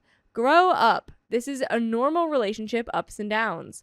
Learn to control your emotions and feelings. Nowhere in your description did you say you actually told him how you are feeling. Instead, you come up with all kinds of indirect ways, like dressing up or date nights, without actually discussing the actual problem that you feel. You want more affection. Okay, so tell him that. When he asks, How I thought we did, you should have some things to say or do to achieve that. Talk to him practically. I am feeling I need more affection from you, and we are going to do that by I want more spicy sleep. I want to hold your hand in public. I want to show you off and be proud of having you in my life and dating you. Not sure if there's too many men that will say no to you, but instead you look to manipulate. Grow up and be in an adult relationship and discuss these things with your partner. That one should be downvoted. It's aggressive. It's very aggressive. Like, I don't think OP's manipulating him in any way. no, but I think, again, what I was saying, like the love bombing of like, it's not really love But bombing. I don't think that dressing up to go on a date, planning a nice date with your partner is love bombing. She did it once. Men are so dumb. We need to be told straight up. It's not like the Men get one pass on that. You can tell them it once, and Yeah. then they can't be dumb anymore. yeah, exactly. It's like, tell it to me straight, like, because I don't think we did get that from the story from OP, where it's like, I'm feeling this way because you're making me feel like I'm unwanted, kind of thing. It's just like, hey, like, what's bothering you, kind of thing. Like, hey, hubby, what's bothering you? He's like, that's nothing. I thought they had talked about it. I don't but- think we got that from OP saying explicitly that, hey, I feel like you don't want me. I feel unwanted. What's going on between us? Like, I know you love me and you say you love me, but I don't feel that you love me, kind of thing. OP replies, I am not punishing him. As I've mentioned, it breaks me sleeping beside him that he doesn't even care to talk and open up to me. I did try to talk to him, but he shuts me down. I am not insecure. Maybe you should get a relationship to judge it. 3 months of being distant and cold is not normal. Plus, in addition to that, it's not very comfortable living with someone that doesn't even care about you. That every day is silence and distant conversation. We have an update. So now here's what happened. I texted him yesterday asking what time he would come home because I needed to talk with him. He replied to me that he would come at night over dinner because he was still busy, and he wanted to talk to me as well. I prepared and cooked dinner for us and waited for him. Just quick information, me and my ex-boyfriend have our own businesses. He owns his company and I own my own business as well. I am a traditional woman and I have 3 degrees that I finished. Now I am studying law as well. My ex-boyfriend is a smart man with high degrees. So, literally, I am not lacking in anything, and we spoil each other. So he arrived at home and we were having dinner. I was checking up on him, asking how his day was, if he was having stress at work. I wanted to make the mood light before I spoke to him. So yeah, everything was all right. But then he started talking. He said, I'm sorry, I wanted to talk to you, but I don't know how to start. I really love you a lot more than what you could imagine, but I effed up and I don't know how to tell you. I am in love with Sophia. I know this sounds crazy, but hear me out. There's the reason. I was there frozen in shock. I didn't know how to react. So I just calmly listened and let him continue talking. And he confessed everything. He showed me Sophia's photo, and yeah, I admit she's hotter and more attractive than me. But I know myself. He said, I met her at a business meeting, and yes, this has been happening since January. When I went back for a vacation, when I came back, I went to stay at her place for 2 days before I came home. I really love you a lot. I know I kept the messages between us. I effed up. I cannot see myself without you. If we could fix what we have, I'm willing to do it. By the way, I hope you're willing to watch full episodes with stories just like this. Just go to Spotify, Apple Podcasts, iHeartRadio, search up OK Storytime. We got a little bit left. If you love 2 people at the same time, choose the second. Because if you really love the first one, you wouldn't have fallen for the second. Yeah, no, he's cheating on you and you should dump him. Yeah, I mean, again, we found the bottom of it, and Yeah. crappy way. I figured it was something like that. That's insane. Unfortunately. Sorry, I had to wait 3 months to tell you that I was talking to somebody else, and I love them too. And I love you a lot, but I love Sophia too. Not a good look, and also very selfish of you. Icky, icky, gross. Don't like that. Nope. He was crying a lot, but I was in shock. I just asked him questions. if he liked her that much, and what's wrong with me if I did something wrong. But he told me there's nothing wrong with me. I never argued, I never lashed out, and I calmly told him that he didn't need to choose between me and Sophia. I told him to choose her, because if he loved me, he wouldn't do this, that he can freely now continue with her. I told him that he can pack his stuff, that there's no need to rush if he can't do it immediately. He was pleading, sorry for what he'd done to us. This matter is really heartbreaking, to the point that I can't even cry. I'm in shock. It feels like I'm numb. Sometimes being good enough isn't really working. And that's the end of that story. Dang. OP. I mean, you knew something was up, and sucks that he was cheating on you. He's awful. Yeah. I'm glad you know your worth and to get out of there, and don't take it to think that you're not enough or that you did something wrong. This is all him. Yeah. This is all him. 100%. And him being a little baby about not talking about it proves even more how much it was all him. Yeah. But if you know something's up with your partner, obviously let them know that you're there for them. This guy sucks. He's a cheater. But there's a lot of couples out there where it's like someone gets closed off or something's bothering them. Yeah. You should know your partner. You know, I feel like you'll know the difference in a lot of cases if he is just going through something. Like 100%. He'll let you know, like, hey, yeah, like I'm not even really sure what's wrong. I just feel like I'm going through something right now, but thank you for being there and stuff. Bingo, yeah. Not just cutting you off, not wanting to have a single conversation with you, and pushing you away till you don't sleep in the same room. Yeah, and vice versa. I would hope not. Vice versa to people who are feeling like that, and you know they're listening to the story and they're like, I'm depressed or I'm going through some things and I'm just shutting everyone off around me. Let them know that, hey, I appreciate that you're there for me and all that. My wife hid the truth for 17 years, and now I'm questioning our entire marriage. You can't handle the truth. I, 39 male, and my wife, 42 female, have been married for 17 years. We were married exactly 2 years to the day that we met. We hit it off quickly. Our meeting story is a good one. She yelled at me. This was the first time I had ever asked a girl out on the day I met her. We had a great first date. And by the way, this comes from user Daryl Valen. And if you want to submit your own stories, go to the r/OK Storytime subreddit. I'm Dakota. And I'm Keon with allergies. And we're here to give you good advice goofily, but we don't have all the answers. We only know what we would do. So if you would do something different, let us know in the comments. As OP says, she even invited me back to her apartment and we watched a movie. There was no intimacy beyond me kissing her goodnight. I was actually a virgin. I spent the next 6 weeks seeing her 3 to 5 days a week, whether it was for a quick lunch, a simple dinner, or hanging out watching TV, or actual dates. When I couldn't see her, I called her, and it seemed perfect. At the time, I had just finished my freshman year of college, and she had already graduated and was working full-time. Whoa. All right. Interesting. Okay. Still no full intimacy at this point, but we were still very close.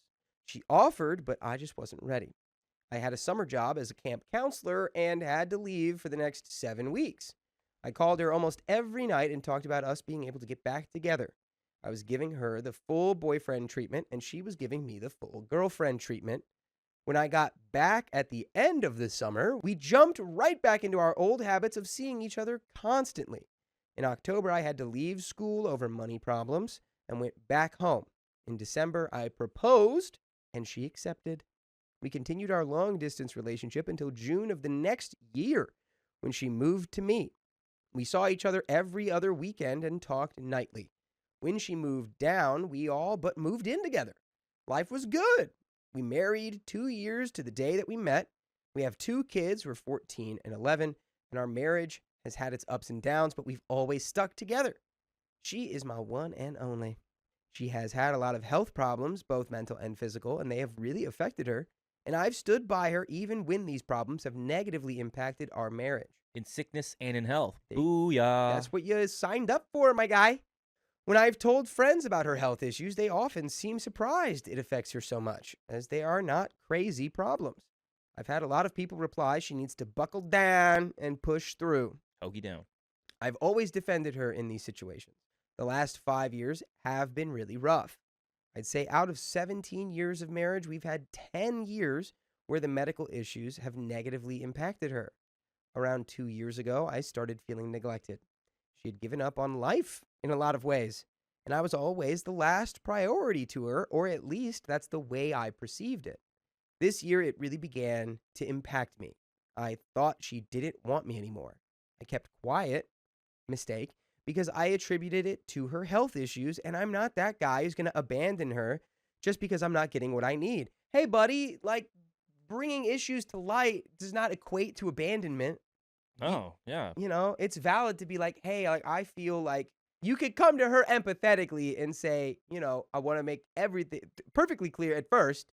First thing I want to make perfectly clear, I am not blaming you because of your health issues. I'm simply just stating how I feel. Boom. OP says, it festered. Yeah. And I began to question a lot of things. Did I make a mistake marrying the first girl out of high school, the first girl that I slept with? I felt like my marriage was changing forever and that I had missed out getting married so young. I finally broke down and told her how I felt. She was very understanding and assured me she still wanted me and was attracted to me. I started putting more effort into myself, trying to be more attractive to her. We had some good days over those next couple of weeks. Here is where the problem comes in. From the get-go, she lied about her past with men. She told me she had only been with one guy, and I was stupid and believed her. Multiple guys were reaching out to her even after we were engaged. She got STD tests during our early relationship, even though she and I weren't having the space to sleep. As the years went on, I learned more about her past, and she let certain things slip. I questioned her on whether she was sleeping with guys when we first started dating when I was at camp, but she told me no. I later learned her true, at least I must take her word for it, body count, which it didn't bother me, other than that she had lied to me, because that was before me. However, little things kept coming out. The guy she kept going back to before me was still friends on Facebook with her and reached out even after we'd been married over 10 years. I told her to unfriend him, and she did it, but hesitantly. The last thing that came out before D-Day was the guy she said was always wanting to date her even after we got together was someone she had actually slept with. She'd always said she couldn't stand him and turned him down, but because I was feeling so down and questioning the past, all the little hints I'd missed over 19 years started coming to my mind, and I couldn't stop myself from asking. Fast forward to D-Day, a couple of weeks after I told her I was feeling neglected. My suspicion was really strong that she was sleeping around on me while I was at the camp, but I didn't want to believe it. I had asked her years earlier, and she told me no. She'd had a couple of drinks. I was in my head, and I asked her. She confirmed she had been sleeping with other guys, plural, while I was at camp, and maybe even before while I was still in town. I was absolutely devastated. She seemed surprised I was mad. She then hit me with, we weren't together during that time, so she didn't think it was cheating. She also hit me with she didn't know how I felt about us, which was why she didn't think we were together. I was shocked because I thought it was clear. I assured her I still loved her, and we had a long talk. All right. I mean, it's the, hey, you want a time machine again, brother? I mean, if it's not, if you, look, when I was like 18, I did this with like a girlfriend where I just assumed that we both, you know, thought we were like crazy for each other and we were dating. And she assumed the exact opposite because I didn't say anything. And we ended up getting together for a long time, but like, yeah, it's if you guys were in a place where it wasn't clear that you guys were together on both sides and being like, yep, we're dating, we're together, you can't really fault her for doing that. So she told me that it stopped over the summer before I got back after she realized from one of our phone conversations how I felt. The next day, she called me at work because she knew I was upset and asked if I wanted to separate. Whoa. I told her no, and I thought I could live with this because it was so long ago. The last 2 months have been a struggle. All of this has made me distant and cold. I can't stop thinking about it. She told me she wished she'd never told me and that if it wasn't for the fact she'd had some drinks, she would have lied to me again. Well, that's not good. That's both not good. Ooh. Couples counseling, please. Thank you. And therapy for yourself, my guy, where you're like, no, I don't want to separate, but all I can think about is that you lying to me 17 years ago when we weren't together. If you guys were officially together and, you know, like title relationship boyfriend, girlfriend, it's a different story. Yeah. But the fact that you guys were not labeled and like, yes, you were still talking, but that you guys were never adamant on like, what are we kind of thing, or like, are we mutually exclusive? Come on now. She asked me multiple times if I wanted to separate and then started crying, telling me she can't live without me. She's told me she's afraid to ever tell me anything again because of how this has affected me. And here's the most messed up part. She's mad I'm not over it. She has on a few occasions fussed at me for how I've made her feel, that I've broken her and don't seem like her husband anymore. She acknowledged I'm hurting but expects me to push on. She makes it about what I'm doing to her, not what she's done to me when she gets upset. What did she do to you? Brother, OP, what are we doing? That's the thing. If she had cheated on you, that's one thing. Okay? If you guys had kids together and she cheated on you, that's one thing. If you guys didn't have kids together and she cheated on you and y'all were together, that's one thing. But y'all were not clearly together. Clearly you guys have had you guys have had struggles with communication for probably your entire relationship. OP says, I try to put a brave face on, focus on the good times, and try to make good times now, but man, is it hard. I feel hurt, betrayed, and angry constantly, especially when I'm alone. Whether she thinks it or not, I feel like she cheated, or that she led me on because she liked the attention but wasn't ready for a relationship. Do you see where you are right now? That doesn't make any sense. You're like, whether she did it or not, I feel like it's cheating, but it wasn't. It wasn't cheating. Yes, you again, weren't together. It sucks.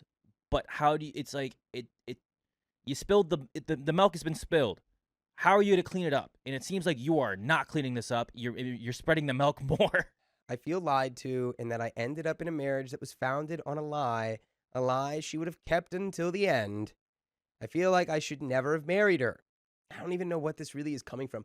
It's coming from your friends, because it started with your friends being like, oh, it feels like she should just be able to not have those medical issues affect her. And then it's all snowballed from there. It's very, I don't know, this is very weird. OP, oh man, you need some help. She was hurt that I said if I knew back then, I'd have broken up with her. I mean, if I'd known 10 years ago, I'd have left. Ugh. Dude. Then you should just leave. I also don't know what else she may be hiding because she thinks I'd leave. The kids are the biggest reason I haven't left. I also don't want to throw away 17 years of marriage because I still love and care about her, but it is a struggle. I'm in therapy, but the therapist isn't helping much. I try and reframe things like he tells me to, but I end up angry again. I haven't expressed this to her. And by the way, I want to express to you that we have full episodes with stories like this on Spotify, iHeartRadio, Apple Podcasts, wherever you listen to podcasts. Just search OK Storytime, and you can listen to every single episode we have on there. It just seems like every time you see your wife now, it's just like, liar, liar, liar. You lied to me. You suck. You cheated on me 17 years ago when we weren't together. I hate you. Yeah, and really, it's instead of looking at your wife, you really need to look within and see where this is coming from, because it's very clear that, at least to me, it's like this is coming from a kind of an angle of jealousy, where it's like because your wife she did this stuff, these, like you did, know, like, oh, you assumed that you were in a relationship and like, oh, I could have talked to other girls, or I could have done this, or right. I'm regretting that I married the first girl I fell in love with, dude. And it's, you're like, well, I didn't get to do that. Yeah, but you could have. But look what your you choice built. Look what you have. I don't know. Again, it's just a FOMO and jealousy, and like, stop it. Let's finish this story. She accused me of being afraid to move on, but what I'm afraid of is losing my temper, which I've never even done that with her ever, and saying hurtful things because I'm so angry at her. I'm angry at her for what she did and how she turns it around on me. I think about leaving, but then fold up when she confronts my distance, usually talking about how it hurts her and she doesn't know what she'd do if I was gone. I don't want to ruin my family, especially the kids, but I don't know how long it will take for me to learn to live with this, and if she'll give me that time. So what are you working to do to better that? It's therapy, couples therapy. For God's sake. You guys are in like a communication stalemate. Yeah. Like, you're like, oh, I can't communicate because I'll just get mad and leave her. And she's like, I can't communicate because I'm afraid you'll get mad and leave me. So y'all need emergency communication, like assistance, therapy. Every day is a struggle. I guess I needed to get this out because I have nowhere else to get it out. Oh, man, I wish there were comments. I wish there were comments. And that is the end of that story. Go to therapy with your wife. Go to couples therapy. And talk it out. Tell, like, nowhere else to put it. Yeah, talk to your wife. Keep walking forward and what's going to be the best for you, and especially the one that you keep saying, I love my wife, I love my life. What are you doing to fix it? Yeah. What are you doing to make it better rather than make things worse? And I'm not telling OP to like, hey, suppress your feelings and just be like, move on. This is definitely something that's bothering you. Talk about it and see what you can do to make things better and work on it. So, if you love us, make sure to subscribe. And we love you. And see you tomorrow!